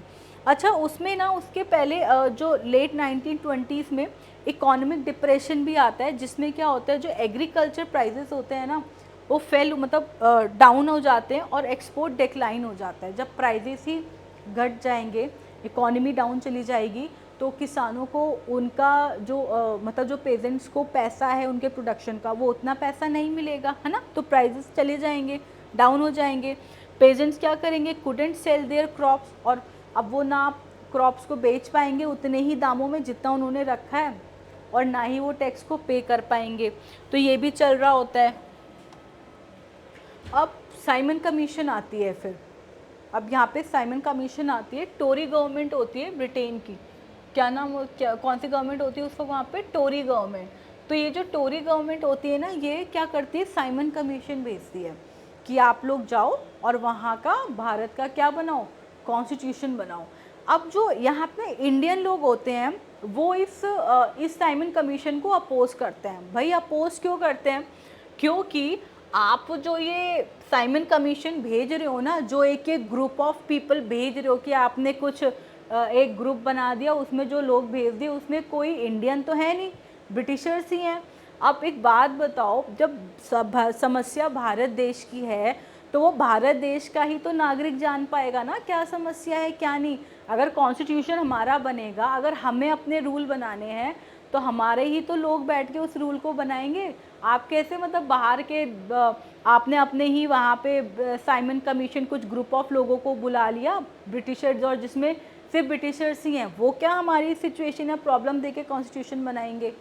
तो यहाँ पे जब ये साइमन कमीशन लेकर आते हैं 1928 में, sent by Tory government of Britain, तो यहाँ पे अगेंस्ट करते हैं, मतलब अगेंस्ट हो जाते हैं इंडियन, और इनको बोलते हैं क्या, साइमन गो बैक। फिर इनका प्रोटेस्ट भी चलता है, जो फिर इस प्रोटेस्ट में ना लाठी चार्ज कर देते हैं, मतलब ये स्ट्राइक कर रहे होते हैं, Simon go back, Simon go back. और जो पुलिस, जो ब्रिटिशर्स होती है ना, ब्रिटिश गवर्नमेंट, वो क्या करती है, वो पुलिस वालों के थ्रू इन पे हमला करवा देती है, लाठी चार्ज करवा देती है, जिसकी वजह से जो लाला लाजपत राय होते हैं ना, उनके सर पे लग जाती है और उनकी डेथ हो जाती है। तो Simon commission sent by Tory government of Britain, formed by Britain to review constitution reforms, ये मतलब बनाते हैं कि आप जो इनके कॉन्स्टिट्यूशन के रूल्स हैं उनको रिव्यू कर पाओ, उनको बना पाओ, और आके आप कॉन्स्टिट्यूशन बनाओ उनका। तो all members were British, no Indians included, met with nationwide protest, slogan go back Simon. और जो लाला लाजपत राय होती है, इनकी क्या होती है, डेथ हो जाती है, क्योंकि इनके ऊपर भी मतलब ड्यूरिंग प्रोटेस्ट लाठी चार्ज कर देते हैं। अब ब्रिटिश क्या रिस्पॉन्स करती है, अब ये सब लॉर्ड इरविन होते हैं, जो इरविन होते हैं वो देख रहे होते हैं। आपको एक बात बताऊं, आप जब भी देखोगे ना, इनके आगे लॉर्ड लगा है, लॉर्ड इरविन हो गया, और भी आप इनके जनरल का भी नाम पढ़ोगे लॉर्ड। तो ये लॉर्ड क्यों लगाते थे, क्योंकि ना इनका बड़ा ही मानना होता था, जो बड़ी गलत फहमी होती थी इन लोगों को, कि हम लोग कौन है, हम लोग तुम्हारे लिए कौन है, भगवान है, इसलिए अपने आगे लॉर्ड लगवा के बुलवाते थे कि लॉर्ड इरविन।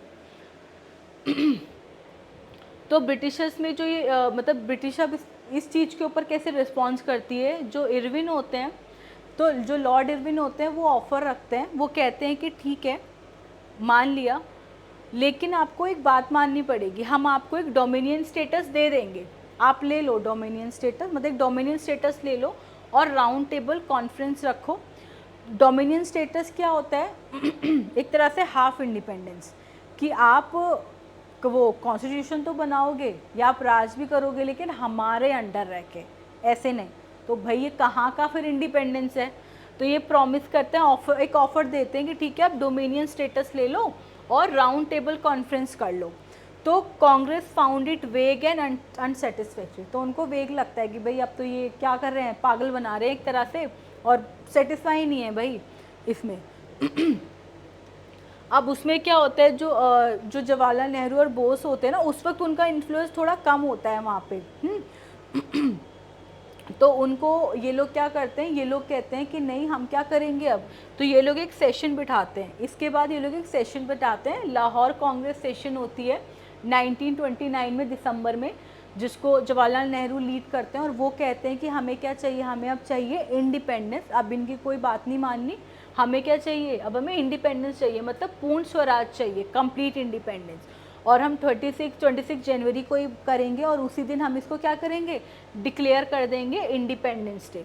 लेकिन लोग है ना वो इंटरेस्ट नहीं दिखाते हैं और ये प्लान क्या होता है, फेल हो जाता है एक तरह से, ठीक है। तो आप याद रखोगे साइमन कमीशन के बाद क्या होता है, लाहौर कांग्रेस सेशन आती है, presided over by Jawaharlal Nehru. Jawaharlal Nehru इसको लीड करते हैं और क्या डिक्लेयर करते हैं यहाँ पे कि भाई पूर्ण स्वराज चाहिए, कंप्लीट इंडिपेंडेंस चाहिए लेकिन पीपल डिडंट शो इंटरेस्ट और प्लान क्या होता है, फेल हो जाता है। अब गांधी जी दूसरा तरीका देखते हैं कि Gandhi ji look for a way to connect freedom to people's daily issue. अब वो ना सोचते हैं कि नहीं ऐसे बात नहीं बनेगी, कहते हैं कि एक ना लोगों की जो बेसिक नीड होती है ना, जो रोजाना की जो ज़रूरत होती है, मुझे उस चीज़ को पकड़ के चलना है, उस चीज़ को लेकर एक मूवमेंट बनाना है, नो एक लार्ज मूवमेंट तब गैदर करना है। तो उनको किसका ध्यान आता है फिर, सॉल्ट का। तो यहाँ पे अब किसकी स्टार्ट होगी, या यहाँ पे हमारा स्टार्ट होगा salt march, civil disobedience movement अब यहाँ से स्टार्ट होगा। अब यहाँ पे मूवमेंट तो स्टार्ट करते हैं लेकिन बाद में भी ना, अभी आप देखोगे अब जैसे नॉन कोऑपरेशन मूवमेंट में भी लोग सपोर्ट करते हैं, यहाँ भी अब सिविल डिसोबीडियंस मूवमेंट को भी अलग अलग कैटेगरी के लोग सपोर्ट करेंगे, मतलब बिजनेस क्लास भी सपोर्ट करेगा, पेजेंट भी सपोर्ट करेंगे, इंडस्ट्रियल क्लास भी सपोर्ट करेगा, वर्किंग ग्रुप भी सपोर्ट करेगा। लेकिन ये भी ना बाद में जाके क्या होता है, फीका पड़ने लगता है। स्टार्टिंग में तो करते हैं लेकिन बाद में जाके फीका पड़ने लगता है। तो वो क्या करते हैं, वो डिसाइड करते हैं सॉल्ट एक करते हैं कि ठीक है, क्योंकि उस वक्त क्या होती है ना, गवर्नमेंट ने सॉल्ट पे भी टैक्स लगाया होता है कि आप लोग अपना टैक्स, मतलब अपना सॉल्ट नहीं खरीदोगे, हमारा जो हम सॉल्ट बना रहे हैं वो खरीदोगे। तो उस सॉल्ट पे भी क्या वो टैक्स लगा देते हैं। अब सॉल्ट तो एक बेसिक नीड होती है ना, तो सॉल्ट उन्होंने क्या देखा, as a powerful symbol that unite the nation. Salt एक पावरफुल सिंबल उन्होंने देखा कि नहीं, जो सॉल्ट है ना वो एक पावरफुल सिंबल है पूरे देश को क्या करने के लिए, एक लाने के लिए, यूनाइट करने के लिए। कंज्यूम बाय रिच और पुअर, भाई गरीब आदमी भी खाता है नमक और रिच आदमी भी खाता है। Tax on salt by Britishers, तो उस वक्त मैंने जैसा कि आपको बताया कि ब्रिटिशर्स जो थे ना, उन्होंने क्या करा हुआ था, उन्होंने सॉल्ट टैक्स लगाया हुआ था। अब तो गांधी जी क्या करते हैं, वो जो वॉइस रॉय होते हैं ना उस वक्त, वॉइस रॉय इरविन, उनको वो एक भेजते हैं, मतलब एक क्या कहते हैं, डिमांड्स भेजते हैं। और वो कहते हैं ये डिमांड्स इतने तारीख को 11 डिमांड्स लिख के भेजते हैं। उनमें से एक जो डिमांड होती है वो सॉल्ट की भी होती है कि रिमूव टैक्स ऑन सॉल्ट। तो वो कहते हैं ये 11 डिमांड है, ठीक है, ये मैं आपको भेज रहा हूँ और ये क्या हो जानी चाहिए, इनको आप बंद कर दोगे, इन चीज़ों को आप, मतलब इन डिमांड्स को मान लोगे। Remove of tax on salt, जिसमें से एक डिमांड ये भी होती है। तो गांधी जी 11 डिमांड्स 1930 को, 31 जैन को 1930 को वो भेजते हैं उनको, send to viceroy Irwin, covered issues relevant to all social groups. तो वो जो 11 डिमांड्स होती हैं ना, उसमें वो सारे सोशल ग्रुप्स के रिलेवेंट ही सारे इश्यूज होते हैं, peasants, workers, industrialist and women. Unite all classes of Indian society, one demand to remove the tax of salt. तो वो जो मोस्ट स्टीयरिंग डिमांड होती है वो क्या होती है, एबॉलिशन ऑफ सॉल्ट टैक्स। वो इसमें से एक डिमांड ये भी लिख के भेजते हैं कि आपको ये जो सॉल्ट टैक्स लगाया है ना, ये आपको हटाना पड़ेगा। Salt was essential for both rich and poor, British monopoly and tax on salt symbolised oppression. अब अल्टीमेटम भेजते हैं एक, वो पूरा लिख के धमकी की तरह कि इतने तारीख तक का आपके पास टाइम है और आप ये जितने भी 11 डिमांड्स मैंने लिखी है ना, इनको मान लो, जिसमें से क्या है, सॉल्ट टैक्स, जिसको आप हटा दो उस टैक्स को। और अगर डिमांड्स नॉट मेट बाय 11 मार्च, और अगर उस तारीख तक आपने ये डिमांड्स नहीं मानी, तो Congress would start civil disobedience movement. जो कांग्रेस है वो क्या करेंगे, वो सिविल डिसोबीडियंस मूवमेंट स्टार्ट कर देंगे। लेकिन जो इरविन होते हैं ना, वो बड़े हल्के में ले लेते हैं कि चलो ठीक है, वो नहीं मानते, बड़े हल्के में ले लेते हैं। इरविन रिफ्यूज़ टू नेगोशिएट, वो रिफ्यूज़ कर देते हैं। फिर गांधी जी क्या करते हैं, सॉल्ट मार्च बिगिन करते हैं 12 March 1930। Gandhi ji started from कहाँ से, Sabarmati Ashram with 78 volunteers, covered 240 miles to Dandi, Gujarat coast, walked for 24 days about 10 miles. आपको पता है जब वो स्टार्ट करते हैं तो सिर्फ 78 वॉलंटियर्स से स्टार्ट करते हैं और जाते जाते जब वो इकट्ठा हो जाते हैं ना तो बहुत ही ज़्यादा मोर देन 1000 लोग फिर पार्टिसिपेट करते हैं। तो एक ये मास पार्टिसिपेशन बन जाता है। थाउजेंड्स जॉइंड और greeted Gandhi ji along the way. जैसे जैसे वो जा रहे होते हैं ना रास्ते में, वैसे वैसे लोग घर से निकल कर रास्ते में भी अगर देख ले तो वहाँ से भी आके इस मूवमेंट को ज्वाइन करते हैं और गांधी जी के साथ ही वो चलना शुरू कर देते हैं। तो जब वो स्टार्ट करते हैं तो कितने होते हैं, सिर्फ 78 होते हैं, लेकिन जब वो उस डेस्टिनेशन पे पहुंच जाते हैं ना तो more than 1000 volunteers will be there, 1000 volunteers होते हैं फिर। Breaking the okay, thousands joined or greeted Gandhi ji along the way. Gandhi ji explained Swaraj and encouraged peaceful defiance.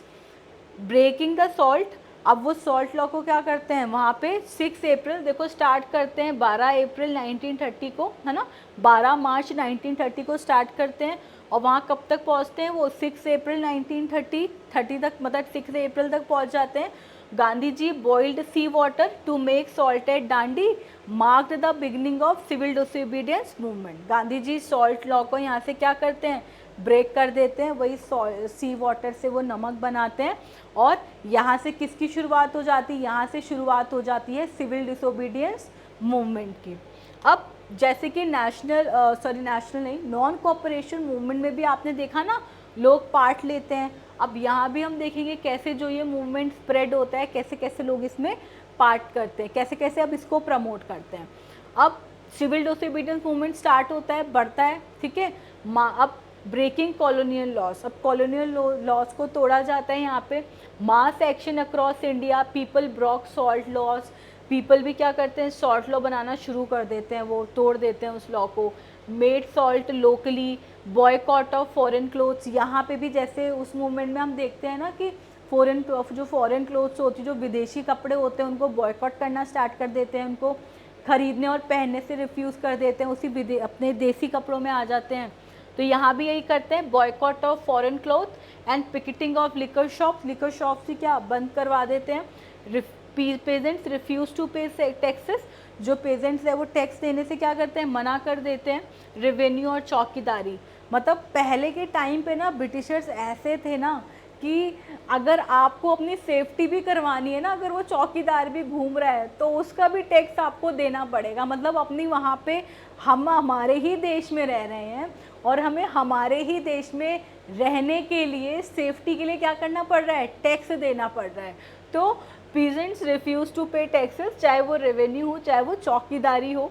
Village officials resign, जो बहुत सारे जो ब्रिटिश गवर्नमेंट में भी जो काम करते थे इंडिया में, वो भी क्या करते हैं वहाँ से रिज़ाइन कर देते हैं। Tribal people violated forest loss, जैसे मैंने आपको बताया था ना ब्रिटिश गवर्नमेंट ने क्या करा हुआ था कि फॉरेस्ट एरिया में लॉस बनाए हुए थे कि आप यहाँ पे ग्रेज नहीं करवाओगे अपने एनिमल्स को, यहाँ से आके कोई सामान नहीं ले जाओगे। तो ये लोग इसको क्या करते हैं, इन लॉस को भी वॉयलेट कर देते हैं। Grazing cattle and collecting would, अब गवर्नमेंट का ब्रिटिशर्स इस पर रिएक्ट क्या करती है, अब भाई वो भी तो शांत नहीं बैठेगी ना, वो तो कर ही रही है टॉर्चर। अब देखो, अब जब ये होता है तो अब ब्रिटिश गवर्नमेंट क्या करती है, arrest of Congress leaders began, अब वो कांग्रेस लीडर को अरेस्ट करना स्टार्ट कर देती है, जिसमें से एक अब्दुल गफ़ार खान भी होते हैं, इनको भी वो अरेस्ट कर लेती है। वॉयलेंट प्रोटेस्ट इन पेशावर, क्योंकि पेशावर में भी ये क्या कर रहे होते हैं, प्रोटेस्ट चलवा रहे होते हैं, प्रोटेस्ट लीड करवा रहे होते हैं। तो जो ब्रिटिश गवर्नमेंट होती है वो क्या करती है, इनको अरेस्ट कर लेती है, गांधी जी को भी अरेस्ट कर लेती है, ठीक है। ब्रूटल रिप्रेशन फॉलोड, अब फिर वही चीज़, लाठी चार्ज करना, मारना उनको, और फायरिंग भी, मतलब गोलियां भी चलवा देती है और अरेस्ट भी कर लेती है। फिर जो इरविन होते हैं ना, वो उनके साथ एक एग्रीमेंट डील करते हैं कि ठीक है, वो कहते हैं कि हम तुम्हारे ऑफिशियल्स को छोड़ देंगे, तुम हमारे क्या करो, तुम सेकेंड राउंड ऑफ जो टेबल है ना वहाँ पे आओ लंदन में, उसको अटेंड करो आके, और हम क्या करेंगे, हम ये क्या कहते हैं, हम तुम्हारे जितने भी हमने जेल में डाले हैं ना और बंदे, जितने भी हमने लीडर्स डाले हैं, वो उन सबको हम क्या करेंगे, छोड़ देंगे। तो लेकिन कहते हैं कि लेकिन आपको ये जो मूवमेंट है ये क्या करना पड़ेगा, बंद करना पड़ेगा, इस मूवमेंट को आप बंद भी कर दो और हम आपके जितने भी ये लीडर्स हैं इनको जेल से बाहर निकाल देंगे, और क्या करने आओ, और सेकेंड राउंड ऑफ टेबल करने आओ, कहाँ पे, लंदन में। तो गांधी जी मान जाते हैं। Gandhi ji suspended movement agreed to attend second round table conference in London, और इन रिटर्न वो कहते हैं ठीक है मैं आऊँगा, सेकेंड राउंड टेबल अटेंड करने में आऊँगा, लेकिन आपको क्या करना पड़ेगा, ब्रिटिशर्स रिलीज पॉलिटिकल प्रिजनर्स, जो जितने भी इंडियन पॉलिटिकल प्रिजनर्स हैं उनको आप क्या करोगे, छोड़ दोगे, जो कि मतलब गांधी जी के ही वो होते हैं, साथ में लीडर्स होते हैं। तो जब वो लंदन जाते हैं, लंदन कॉन्फ्रेंस वो करके आते हैं, तो वहाँ पे देखते हैं कि उनको कोई वो नहीं देता, मतलब उन पे कोई ध्यान नहीं देता, ना ही उनकी बातों को कोई मतलब से सुनता है, तो वो देख लेते हैं रिएक्शन। और जब वो वापस आते हैं ना लंदन से, जब इंडिया वापस आते हैं, तो वो देखते हैं कि जो उनसे ब्रिटिशर्स ने वादा किया होता है ना कि नहीं हम तुम्हारे ऑफिशियल्स को छोड़ देंगे, तो वो देखते हैं कि अरे ऐसा तो कुछ नहीं हुआ है। फिर वो क्या करते हैं, फिर मूवमेंट को दोबारा वो स्टार्ट करते हैं। तो after London conference Gandhi ji attended the conference, failed talks, मतलब उनकी टॉक्स पे ध्यान नहीं देते, बातचीत भी नहीं वो करते। Return disappointed to find Gaffar Khan Nehru in jail. देखा वहाँ पे क्या देखते हैं कि भाई इन्होंने जो वादा किया था वो तो इन्होंने पूरा किया नहीं, इन्होंने मेरे लीडर्स को तो निकाला ही नहीं है वहाँ से, ना मेरे लोगों को निकाला है। Congress declared illegal, Congress party को इलीगल डिक्लेयर कर देते हैं Britishers. Fresh repression had began, so civil disobedience movement relaunched. Gandhi ji क्या करते हैं, इस मूवमेंट को वो रीलॉन्च करते हैं दोबारा, ठीक है। Lost momentum by 1934। अब मैंने आपको बताया ना कंटिन्यू तो चलता है, मूवमेंट स्टार्ट तो होता है, लेकिन बाद में वो जाते जाते क्या होता है, फीका पड़ जाता है मूवमेंट। तो आगे अगर बात करें, अब यहाँ पे भी कैसे डिफरेंट सोशल ग्रुप्स यहाँ पे पार्ट लेते हैं, प्रमोट करते हैं मूवमेंट को। अब देखते हैं कैसे करते हैं। जो रिच पेजेंट्स होते हैं ना, जैसे यहाँ पे आपके बुक में भी इनका मेंशन है, पटीदार्स ऑफ गुजरात, जाट्स ऑफ उत्तर प्रदेश। अब ये इस मूवमेंट को क्यों ज्वाइन करते हैं, क्योंकि ग्रेट डिप्रेशन बताया था ना, वहाँ पे ग्रेट डिप्रेशन, इकोनॉमिक डिप्रेशन होता है, तो एंड फॉलिंग एग्रीकल्चर प्राइजेस। तो अब जब कैश इनकम इनकी ड्रॉप हो जाएगी तो ये गवर्नमेंट को उतना रेवेन्यू नहीं दे पाएंगे, क्योंकि खुद तो इनकी अर्निंग नहीं होगी, तो कैसे ये गवर्नमेंट को रेवेन्यू दे देंगे। तो ये इस मूवमेंट को ज्वाइन क्यों करते हैं, ताकि उनको रिलैक्सेशन मिल सके उस रेवेन्यू से, कि रेवेन्यू कम हो जाए। तो affected by the great depression and falling agricultural prices, cash incomes drop, but government refuse to reduce revenue. तो गवर्नमेंट उस पर रिफ्यूज़ कर देती है ना कि भाई हम रेवेन्यू कम नहीं करेंगे, आपको पे करना पड़ेगा। तो बेचारे ये इसलिए इस मूवमेंट को ज्वाइन करते हैं कि इससे हमें राहत मिल जाएगी। तो ये क्या करते हैं, organise communities to join the movement, communities organise करते हैं ग्रुप नो, कि नहीं इस मूवमेंट को क्या करो, ज्वाइन करो। Some time pressure others, even कभी कभार औरों को भी प्रेशर करते हैं कि नहीं आओ, इनके सामान को बॉयकॉट करो और इस जो सिविल डिसोबीडियंस मूवमेंट है इसको ज्वाइन करो। Their idea of Swaraj, end of high land revenue. अब इनका जो अब देखो उसमें भी यही हुआ था ना कि भाई स्वराज का मतलब कुछ और था, लेकिन लोगों ने जो इसके पीछे ज्वाइन करने का जो रीज़न है वो अलग निकाल लिया। तो यहाँ भी ऐसे ही होता है। अब इनका आइडिया क्या होता है स्वराज का, end of high land revenue. जो हाई लैंड रेवेन्यू मैंने बताया ना कि नहीं रेवेन्यू तो पे करना पड़ेगा, तो उसको ये क्या करते हैं कि हाई रेवेन्यू को कम कर दो, क्योंकि इनकम इतनी हुई नहीं है तो हम कैसे इतना पे कर पाएंगे। तो end of high land revenue, economic relief from British policies. अब आउटकम क्या आता है, डिसअपॉइंटेड। अब गांधी जी देखते हो ना, बंद कर देते हैं वो 1931 में मूवमेंट को, तो इससे वो थोड़ा डिसअपॉइंट हो जाते हैं और बाद में ये इस मूवमेंट को ज्वाइन नहीं करते हैं फिर। अब पुअर पीजेंट्स इस मूवमेंट को अब ये क्यों ज्वाइन करते हैं, जो स्मॉल टेनेंट्स होते हैं, जो इन्हीं के मतलब ओनर्स, जो लैंडलॉर्ड्स होते हैं, उनके अंडर जो काम करते हैं। अब ये जो स्मॉल पेजेंट्स होते हैं ये क्यों ज्वाइन करते हैं इस स्ट्रगल को, मतलब इस मूवमेंट को। Struggle to pay rent to landlords due to low cash income. अब इनकम ज़्यादा नहीं आएगी तो ये अपने होता था ना, आपको जो आपके लैंडलॉर्ड्स होते थे, भैया आप अगर उस ज़मीन पे काम कर रहे हो तो आपको उनको टैक्स पे करना पड़ेगा। तो जब इनकम ही नहीं होगा, प्रोडक्शन ही नहीं होगा, तो वो कैसे, मतलब वो प्रोडक्शन भी अगर होगा तो उससे उनको उतना दाम नहीं मिलेगा, तो वो कैसे उस वक्त इतना पे करेंगे, क्योंकि बताया था ना इकोनॉमिक डिप्रेशन चल रहा है। तो struggle to pay rent to landlords due to low cash income, demanded remission of unpaid rents. अब ये कैसे पार्ट लेते हैं, their role, participated in radical movements led by socialist and communist, involved in no rent campaign in some areas। अब ये यहाँ पे इनका वो नहीं है भाई हमें आज़ादी चाहिए, हमें आज़ादी चाहिए। इन लोगों का क्या यहाँ पे रोल है, मतलब क्या ये किस चीज़ की डिमांड कर रहे हैं? नो रेंट कैंपेन चला रहे हैं, भाई रेंट नहीं देना। तो यहाँ पे देख रहे हो स्वराज का मतलब क्या था और यहाँ पे क्या अब निकल रहा है। तो देयर आइडिया ऑफ स्वराज क्या था? Freedom from landlord operation, economic justice and remission of dues, relation with Congress uncertain and weak. अच्छा, जो कांग्रेस थे ना वो इनको सपोर्ट में ज़्यादा नहीं थी। क्यों? क्योंकि वो रिच जो पेजेंट्स है ना उनके सपोर्ट में थी, क्योंकि उनको उससे पैसा आता था ना, तो वो उनको नाराज़ नहीं करना चाहती थी। तो इसलिए जो कांग्रेस थी उन्होंने इनको मतलब एक तरह से अवॉइड करा, सपोर्ट नहीं करा। तो Congress avoided fully supporting no rent campaign to avoid alienating rich peasants, ताकि जो रिच पीजेंट्स है ना वो नाराज़ ना हो जाए, वो डिसअपॉइंट ना हो जाए, इसलिए कांग्रेस ने इनको सपोर्ट नहीं करा। अब जो बिजनेस क्लास थी उन्होंने इस मूवमेंट को क्यों सपोर्ट करा और उन्होंने स्वराज का क्या मतलब निकाला? अब देखो, इनिशियल सपोर्ट मतलब स्टार्टिंग में सपोर्ट पहले भी था। Benefited from world war 1, became powerful and wanted economic freedom, oppose colonial policies that restricted Indian business. अब भी कॉलोनियल पॉलिसीज़ के अगेंस्ट में था, मतलब इनको अगेंस्ट वो होना था, क्योंकि बाहर से जो सामान आता था ना ब्रिटिशर्स का वो कम पैसों में आता था, तो इनको तो यहाँ पे नुकसान था ना, फिर इनका सामान क्यों ख़रीदा जाएगा, ठीक है।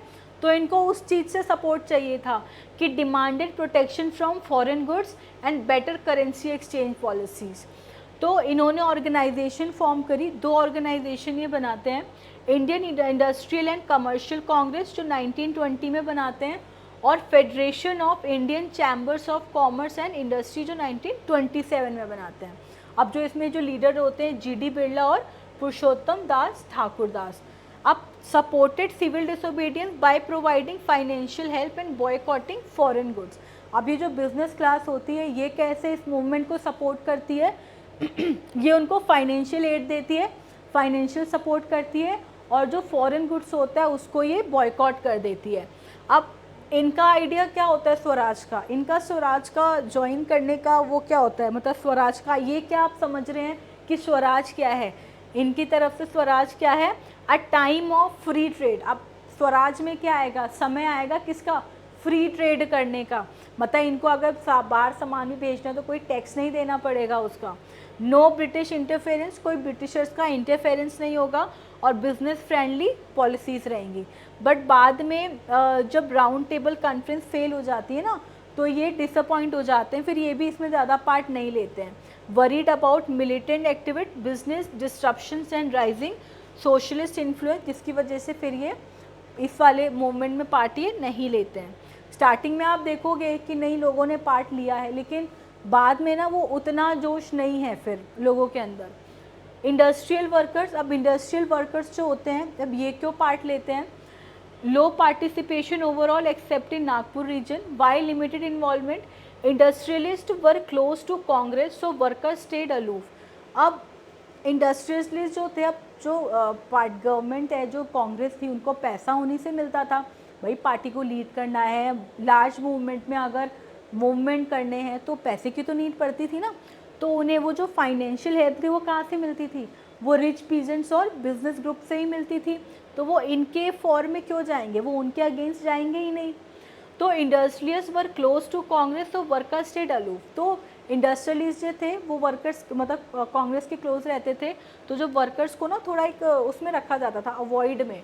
तो Congress avoided including worker demands to keep business support intact. अब वो अगर इनको सपोर्ट करेंगे तो बिज़नेस के तो अगेंस्ट ही जाएंगे ना, क्योंकि अगर आप इनडायरेक्टली देखोगे ना, जैसे ये वर्किंग क्लास हो गई और वो जो स्मॉल टेनेंट्स हो गए, पीजेंट्स, छोटे वाले पीजेंट्स हो गए, स्मॉल पीजेंट्स, उनकी जो डिमांड थी ना वो उन्हीं के अगेंस्ट थी, बड़े बिजनेस क्लास और बड़े पीजेंट्स के।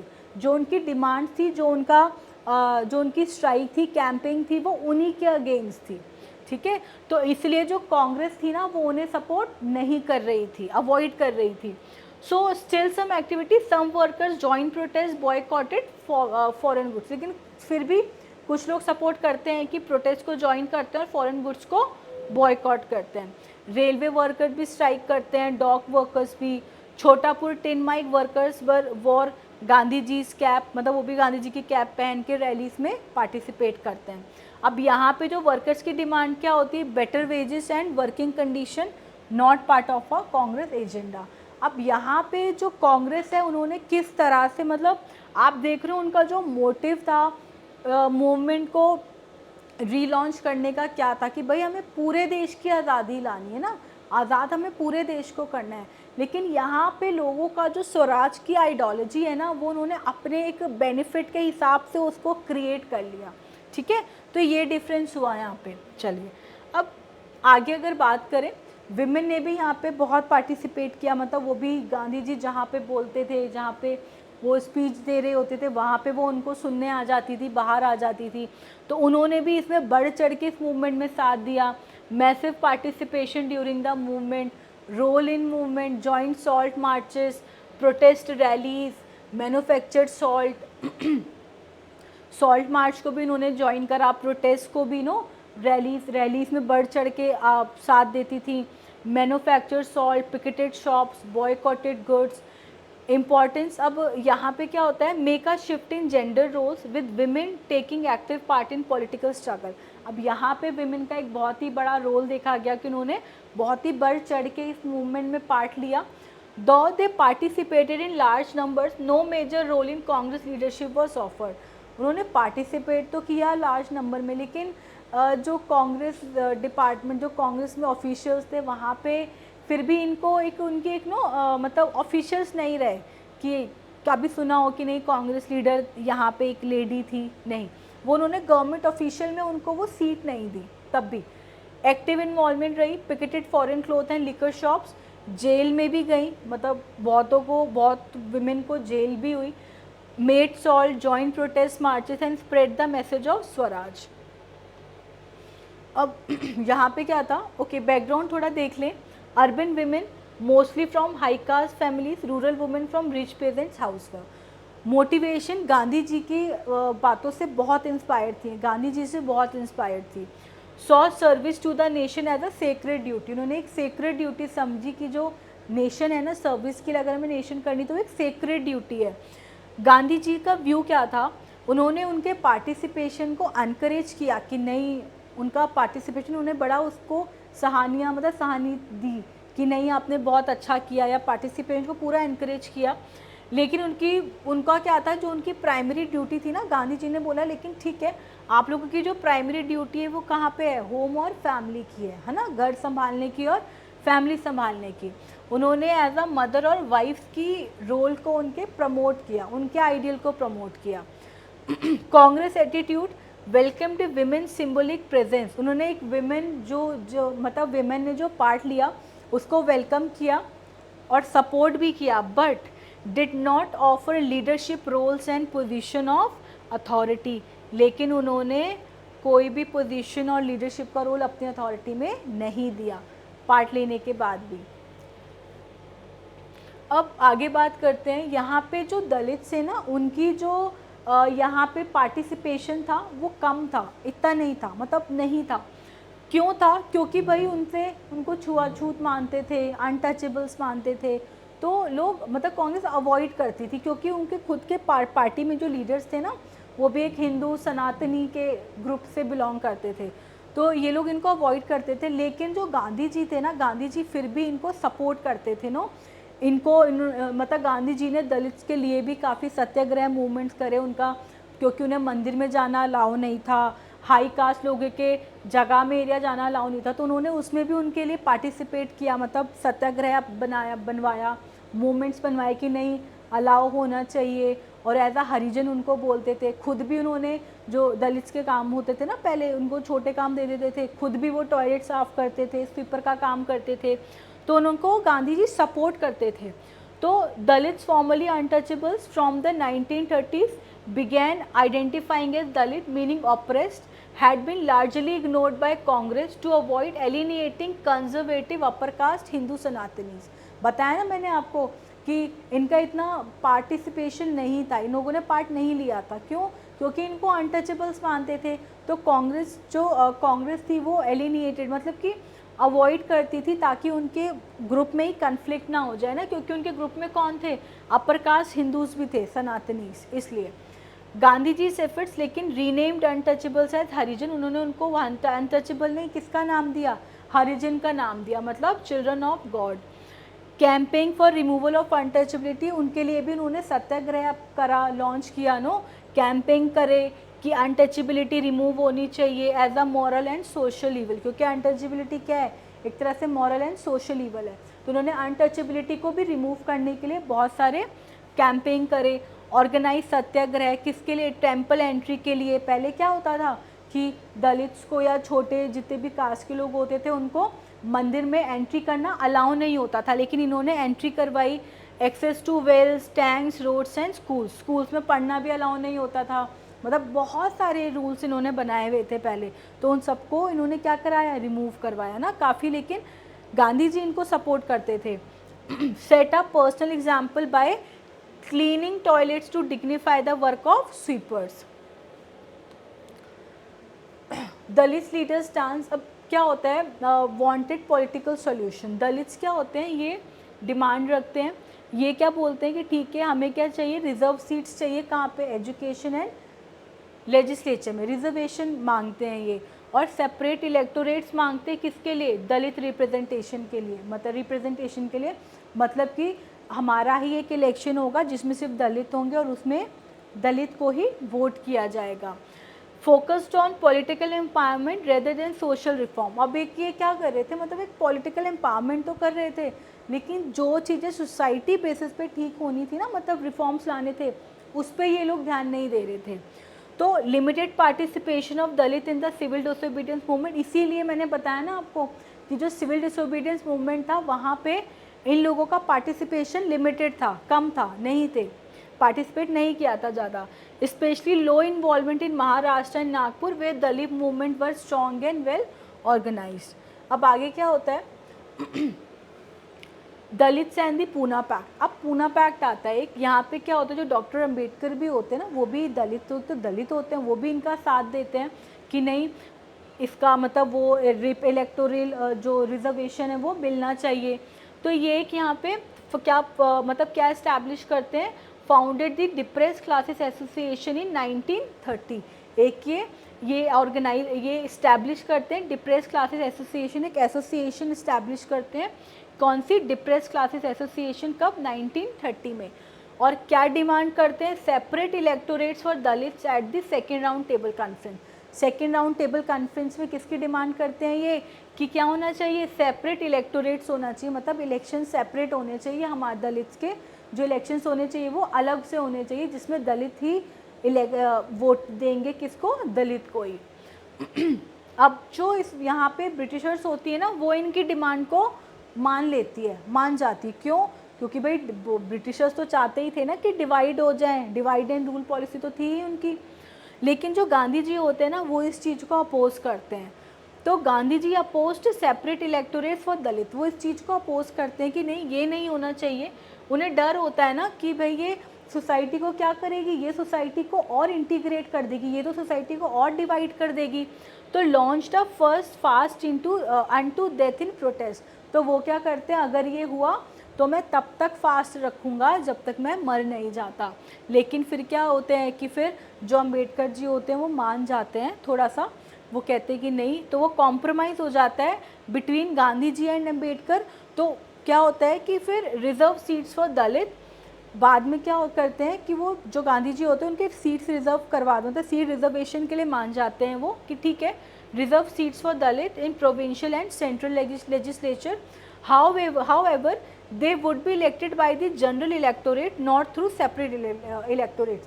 मतलब वो इलेक्शन तो लड़ेंगे, लेकिन ऐसा नहीं कि वोट करने वाले सिर्फ दलित ही होंगे, जनरल इलेक्शंस होंगे, लेकिन ठीक है, लेकिन इलेक्शन होगा, लेकिन जनरल इलेक्टोरेट्स होंगे, सेपरेट इलेक्टोरेट से नहीं।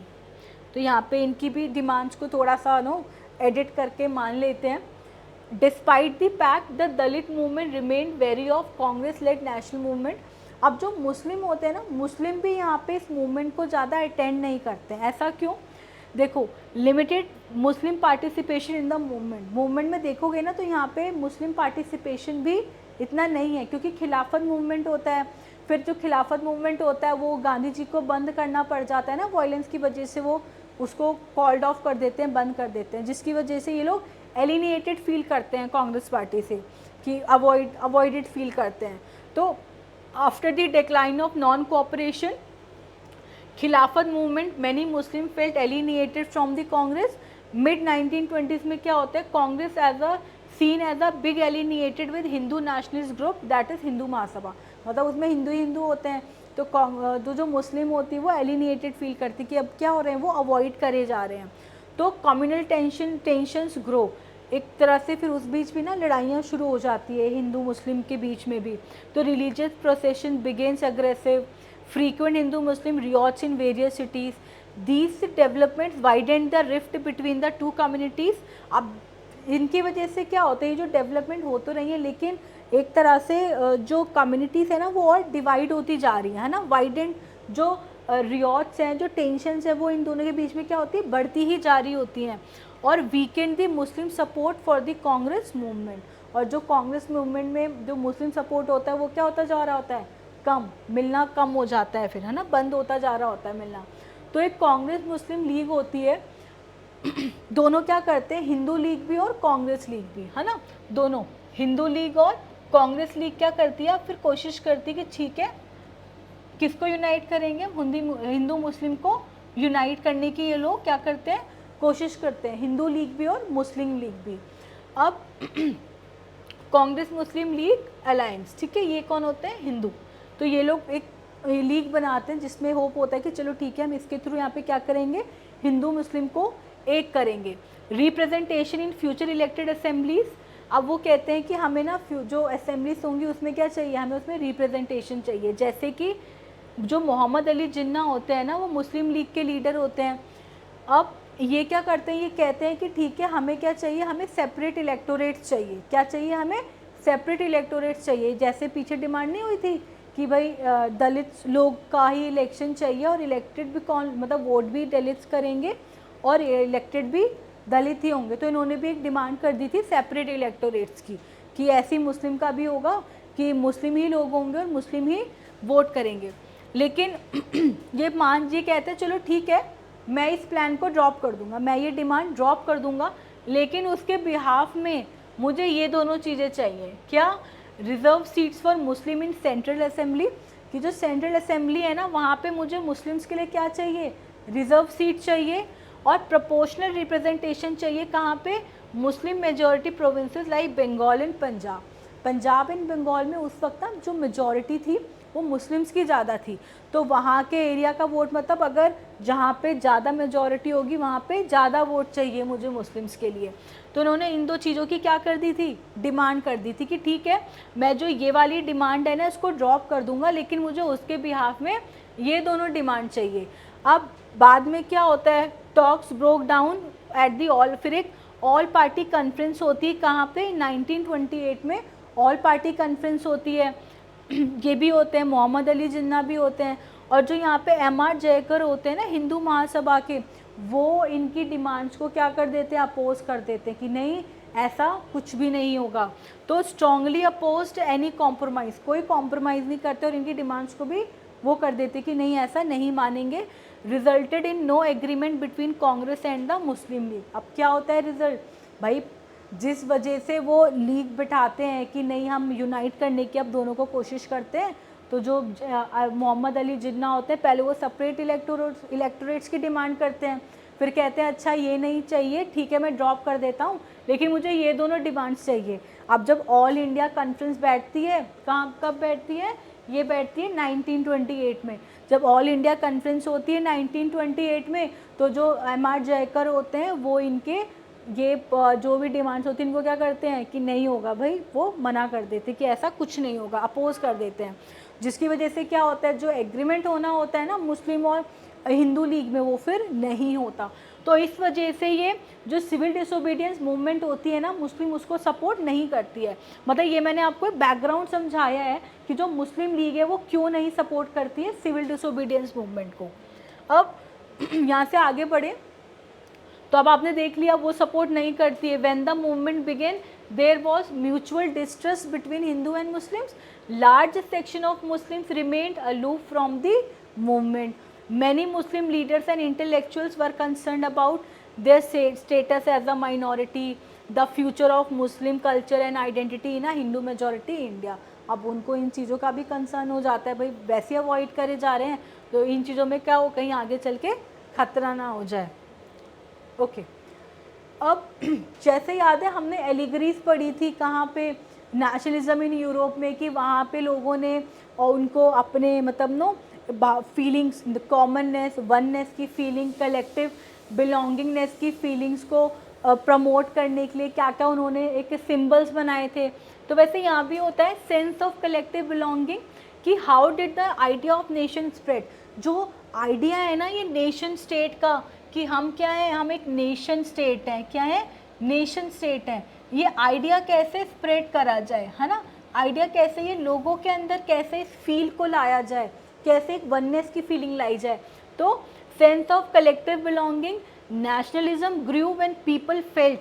नेशनलिज्म ग्रो हुआ कैसे, जब लोगों को फील आया ना कि वो एक ही नेशन के पार्ट हैं. भाई आपके और मेरे अंदर कैसे एक फील है कि नहीं हम दोनों इंडियन हैं, हम दोनों हिंदू हैं, हम दोनों इंडियन हैं. क्यों? क्योंकि हमारे आप और हमारे अंदर क्या है, एक सेंस ऑफ कलेक्टिव बिलोंगिंगनेस है ना, एक फील है नेशनलिज्म का. ठीक है, कि हम लोग क्या हैं, हिंदू हैं, इंडियन हैं, हम लोग एक ही हैं, एक ही टेरिटरी के हैं. तो नेशनलिज्म ग्रू जब कब ग्रो होता है, जब लोग अपने आप को एक ही नेशन का क्या मानते हैं, पार्ट मानते हैं, है ना, हम लोग एक ही नेशन के पार्ट हैं. तो the sense emerged through United struggles. भाई मास मूवमेंट के थ्रू भी ये एमर्ज्ड फीलिंग आ गई कि नहीं हमारे देश को आज़ादी चाहिए. स्ट्रगल्स में देखा आपने कि हर तरह के लोगों ने चलो जैसे पार्ट लिया, लेकिन पार्ट तो लिया उन्होंने, है ना. डिफरेंट क्लास के ग्रुप थे, उन सब ने भी पार्ट लिया. Cultural expression, history, fiction, folklore, song, prints and symbols. भाई हिस्ट्री हमारी दोहराई गई ना, हमारी हिस्ट्री कि कैसे हमारी सेम हिस्ट्री रही है, कि कैसे राजा महाराजाओं ने राज किया, हर चीज़. तो role of cultural symbols in nationalism. अब जो कल्चरल सिम्बल्स बाद में बने, क्या उनका रोल रहा है हमारे नेशनलिज्म में. Nation as an image, nation को एक हमने एज एन इमेज के थ्रू देखा. हम कहते हैं ना हमारी भारत माता, तो एक इमेज बना, नहीं एक हमने नेशन को एक इमेज के थ्रू में देखा, एक इमेज के थ्रू में देखा नेशन को. Nations are often symbolised by an image और figure to strengthen identity. Nation को एक इमेज के थ्रू देखा, एक फिगर के थ्रू देखा ना, तो वो और एक आइडेंटिटी क्या होने लगी, स्ट्रेंथन दी आइडेंटिटी, है ना. उस आइडेंटिटी को क्या मिलने लगा, स्ट्रेंथ मिलने लगी, कि वो जो आइडेंटिटी थी वो और क्या होने लगी, वो और आइडेंटिटी स्ट्रॉन्ग होने लगी. In India there image of Bharat माता ना, मदर इंडिया, हमने नेशन को किस इमेज में वो करा, भारत माता के इमेज में हमने सिंबलाइज करा, बिकेम दैट सिंबल. भारत माता का जो इमेज था, first imagined by Bankim Chandra Chattopadhyay, wrote Vande, इन्होंने वंदे मातरम भी लिखा in 1917 as a hymn to the motherland. ठीक है, हमारे नेशनल सॉन्ग भी है ना, included in his novel Anandamath. This song became a popular during swadeshi movement. Swadeshi movement के दौरान ये जो सॉन्ग था, इस सॉन्ग को गाया भी गया और ये पॉपुलर भी हुआ. आर्टिस्टिक रिप्रेजेंटेशन में अगर आप देखो तो अबिंद्रनाथ टैगोर पेंटेड भारत माता, उन्होंने भारत माता को पेंट किया. a calm composed divine and spiritual ascetic figure. Later many other versions of the image were created. बाद में फिर और इमेज क्रिएट हुए, बनते चले गए. And circulated. Devotion of Bharat Mata came to represent one's nationalist feeling. अब फॉकलोर और नेशनल आइडेंटिटी. ऑफ फॉकलोर का क्या रोल रहा, revival of Indian folklore. Nationalist began collecting folk tales, songs and legends from rural areas. जितने भी जिन्होंने भी बढ़ चढ़ के साथ दिया, उन सब की कहानियाँ, फॉकलोर, उनके बारे में सॉन्ग्स रूरल एरियाज़ में वो क्या होने लगे, कलेक्ट करने लगे, लोगों को कनेक्ट कर करके उनको वो बनाने लगे. Believe that true Indian culture lived in the folk tradition untouched by colonial rule. These efforts help. अब इस एफर्ट्स ने किस में हेल्प करी, rebuild pride in Indian culture. Indian culture का प्राइड बिल्ड करने के लिए. Strengthen national unity. National unity को और ताकत देने के लिए और स्ट्रेंथ देने के लिए। रविन्द्रनाथ जी का भी इसमें बहुत एफर्ट्स था। उन्होंने क्या करा, collected ballads, nursery rhymes and myths in Bengal, actively promoted folk culture as a national heritage. Folk literature and national identity. In Madras, Natesa Sastri published a 4-volume collection the folklore of southern India. ठीक है, इसमें इनका नाम याद रखना, ये ज़रूरी है, आपके 1 मार्क में ही आ सकता है। बिलीव दैट जो फोक टेल्स हैं वो किसको रिप्रेजेंट करती हैं, real thought and character of the people. हम अगर आप खुद इमेजिन करो, अगर आप जैसे जिनकी भी कहानियाँ सुनते हो, जैसे हमने हिस्ट्री में हम हमारे कितने ग्रेट पेट्रॉन्स को जानते हैं, जैसे कि संभाजी हो गए, छत्रपति शिवाजी हो गए। अब जब इनके बारे में सुनते हैं तो एक नेशनल आइडेंटिटी एक आता है ना मन में, आप एक हिम्मत आ जाती है कि नहीं, ऐसे हमारे राजा रहे हैं, ऐसे लीडर्स रहे हैं। ठीक है, तो वही था कि जो फोक टेल्स है वो किसको रिप्रेजेंट करती है, वो रियल थॉट और उस कैरेक्टर, मतलब उस जो कैरेक्टर होता है ना उनका, उसके बारे में रिप्रेजेंट कर देती है हमारे अंदर ना। हमारे मन में भी हिम्मत आ जाती है जान के कि हम ऐसे इस लीडर, जो ऐसे देश के वासी हैं जहाँ पे ऐसे महाराजाओं ने जन्म लिया, ऐसे मतलब इतना करके। तो folklore was seen as a national literature important for preserving Indian identity and national symbols and flags.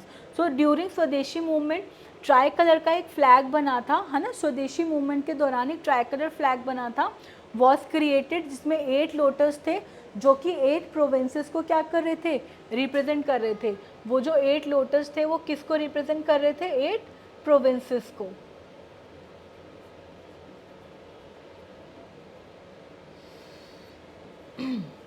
8 provinces को वो रिप्रेजेंट कर रहे थे। क्रेसेंट मून जो सिंबलाइज कर रहा था उस वक्त हिंदू मुस्लिम यूनिटी को। क्रेसेंट मून मतलब जो हाफ चांद नहीं होता, ये भी था उस फ्लैग पे, जो कि मुस्लिम है और हिंदू यूनिटी को रिप्रेजेंट कर रहा था। इन 1921 गांधी जी फिर 1929 में गांधी जी एक स्वराज फ्लैग डिज़ाइन करते हैं, रेड ग्रीन वाइट कलर का, जिसमें स्पिनिंग व्हील होती है चरखा एट दी सेंटर, जो किसका सिंबल है, सेल्फ रिलायंस। और carrying the flag during marches became a symbol of national defence. मतलब जब नेशनल मार्चेस होती थी, जब हो रही थी उस वक्त, तो उस फ्लैग को कैरी करा जाता था, जो कि क्या किसका सिंबल बना, सिंबल ऑफ डिफेंस का। During the swadeshi movement tricolour flag was created, 8 lotuses for 8 provinces, crescent moon symbolising Hindu Muslim unity. 1921 Gandhi ji ने भी फिर एक स्वराज फ्लैग डिज़ाइन करा, रेड ग्रीन वाइट कलर का, जिसमें जो चरखा था वो सेंटर में था, symbol of self reliance. Carrying the flag during marches became a symbol of national defiances. Okay, री interpretation of Indian history. Indian history को मतलब इंडियन हिस्ट्री को दोबारा लिखा गया, दोबारा उसको कैटर किया गया, ताकि हम अपने हिस्ट्री को याद करें, क्योंकि हम अपनी हिस्ट्री को याद करें। Why nationalists began rewriting Indian history to counter colonial stereotypes of Indians as a primitive and incapable of rule. Actually ना कॉलोनियल्स था ना जो ब्रिटिशर्स, उन्होंने क्या बोला था कि अरे हम लोगों ने इन पे राज इसलिए किया क्योंकि इन लोगों को राज करना नहीं आता, गवर्नमेंट चलानी नहीं आती। तो इसलिए इंडिया ने क्या करा उस वक्त, इंडिया ने जो उनकी मतलब जो हिस्ट्री थी ना वही राजा महाराजाओं के टाइम की, उन्होंने उनको फिर से लिखना शुरू करा, फिर से वो पार्ट्स निकाल के वो पैम्फलेट्स बांटे, मतलब कैटर किए, स्प्रेड करा, बस ये शो करने के लिए कि ऐसा नहीं है कि आप लोगों ने हमें सिखाया है कि कैसे रूल करना है। भाई हमारे भारत देश में पहले से ही राजा महाराजाओं के टाइम में, मेडिवल टाइम से ही चीज़ों को बड़े अच्छे से ऑर्गेनाइज किया गया है, आपने नहीं सिखाया है, वो पहले से ही हमारे इंडियन हिस्ट्री में है। तो counter colonial stereotypes of Indian primitive and incapable of rule, highlighting ancient India's achievement in science, art, trade, law and philosophy. उसमें हाईलाइट करा ना इन चीज़ों को, मतलब हाईलाइट करके दिखाया कि क्या क्या इंडिया में पहले से डेवलपमेंट्स हुए, चाहे वो ट्रेड कॉमर्स हो, फिलॉसफी हो, लॉ हो, आर्ट हो, साइंस हो, कि आप ही लोगों ने नहीं हमने भारत में रूल करना सिखाया है, कि हम लोग इनकेपेबल थे, हमें रूल करना नहीं आता था, ये आप लोगों ने नहीं सिखाया है। हमारा भारत देश पहले से ही बहुत सारे उसने डेवलपमेंट्स करे हैं, बहुत सारे डेवलपमेंट्स हमारे भारत देश में हुए हैं। तो वहाँ पे वो पहले से ही एडमिनिस्ट्रेटर बड़े अच्छे से सिस्टमैटिक तरीके से चलता हुआ आ रहा है, आप लोगों ने नहीं सिखाया है। Promoted the idea of glorious past followed by a period of colonial decline. These histories aimed to inspire pride and fuel the struggle for independence। तो जो हिस्ट्री थी मतलब इसका एम क्या था कि लोगों के प्राइड को इंस्पायर करना नहीं और एक गर्व देना, और इसने इंडिपेंडेंस के स्ट्रगल को एज अ फ्यूल की तरह और आगे बढ़वाया कि ऐसा नहीं है कि आप ही ने सिखाया है, भाई पहले से है। ये कुछ ठीक है। बाद में फिर कंक्लूजन क्या आता है, a nation with many voices. तो यहाँ से ये हमारा चैप्टर ख़त्म हो जाता है। तो आपने देखा कि कैसे कैसे क्या क्या स्ट्रगल्स रहे कि पहले नॉन कोऑपरेशन मूवमेंट, मतलब पहले खिलाफत मूवमेंट आता है, उसमें लोग बढ़ चढ़ के साथ देते हैं। फिर उसके बाद Gandhi ji non cooperation movement launch करते हैं, उनको लगता है कि नहीं मतलब एक नेशन वाइड मूवमेंट की ज़रूरत है कि जिसमें हम क्या करेंगे। उनका कहना क्या था गांधी जी का कि भाई हम लोग तभी ब्रिटिशर्स हम पे रूल कर पा रहे हैं, क्यों? क्योंकि हम उनको कोऑपरेट कर रहे हैं। हम उनको कोऑपरेट करना ही बंद कर देंगे तो वो क्या करेंगे, वो चले जाएंगे भारत छोड़ के। फिर नॉन कोऑपरेशन मूवमेंट आता है, कैसे इसमें अलग अलग सोसाइटी के लोग पार्ट लेते हैं, अलग अलग फील्ड के लोग की आप देखोगे बड़ी क्लासेस ने भी पार्ट लिया, बिजनेस क्लास सब ने पार्ट लेते हैं, रिबल्स ट्राइबल्स सब एरिया पार्ट लेती है। बट कैसे उस आइडिया को वो लोग स्वराज के आइडिया को कैसे यहाँ पे एक एडिट वर्जन कर देते हैं। बाद में फिर वो सिविल डिसोबीडियंस मूवमेंट आता है। उससे पहले गांधी जी को क्या लगता है कि नहीं, एक मास मूवमेंट के लिए अभी लोगों को ट्रेनिंग की ज़रूरत है, क्योंकि उनका मोटिव होता है कि भाई वॉयलेंस नहीं होगा। एम क्या होता है, रूट क्या है कि वॉयलेंस नहीं करना, बिना वॉयलेंस से हमें ये लड़ाई जीतनी है आज़ादी की। लेकिन लोग लास्ट में वॉयलेंस कर देते हैं, जिसकी वजह से उनको नॉन कोऑपरेशन भी मूवमेंट कॉल्ड ऑफ करना पड़ता है। फिर सिविल डिसोबीडियंस मूवमेंट लाते हैं। तो यहाँ पे अच्छा, यहाँ पे ये बात है कि नॉन कोऑपरेशन मूवमेंट में क्या है, आपको वॉयलेंस दिखेगा कि वहाँ पे लोगों ने वॉयलेंस किया है, लेकिन सिविल डिसोबीडियंस जो मूवमेंट है ना उसमें वॉयलेंस नहीं है। ठीक है, तो ये भी एक दोनों मूवमेंट का डिफरेंस है कि यहाँ पे भी लोग पार्ट लेते हैं, लेकिन यहाँ पे भी जबकि आइडियोलॉजी डिफरेंट बन गई है, स्वराज की आइडियोलॉजी यहाँ भी लोगों ने डिफरेंट बना दी है अपने बेनिफिट के लिए, लेकिन यहाँ पे आप देखोगे तो वॉयलेंस नहीं है। ठीक है, तो कैसे किस तरह से ये वॉयलेंट हुआ चीज़ें, लेकिन फिर गांधी जी ने बंद मूवमेंट कॉल्ड ऑफ करा, फिर सिविल डिसोबीडियंस मूवमेंट आया, फिर सॉल्ट मार्च भी हुआ। तो आपको ये सारी चीज़ें इसमें ध्यान रखनी है। फिर यहाँ पे कैसे जो कॉमन आइडेंटिटी है, नहीं जो कलेक्टिव बिलोंगिंगनेस है कि भारत माता की इमेज हो गई और जो फॉकलोर हो गए, सॉन्ग्स हो गए, कैसे कैसे उनको फिर रिप्रेजेंट किया गया। आपको अगर फर्स्ट चैप्टर का वो देखना है तो फर्स्ट चैप्टर भी आप इसी चैनल पे जाके देख सकते हो, नेशनलिज्म इन यूरोप। तो इसके बाद हम नेक्स्ट चैप्टर में फिर मिलेंगे। Thank you.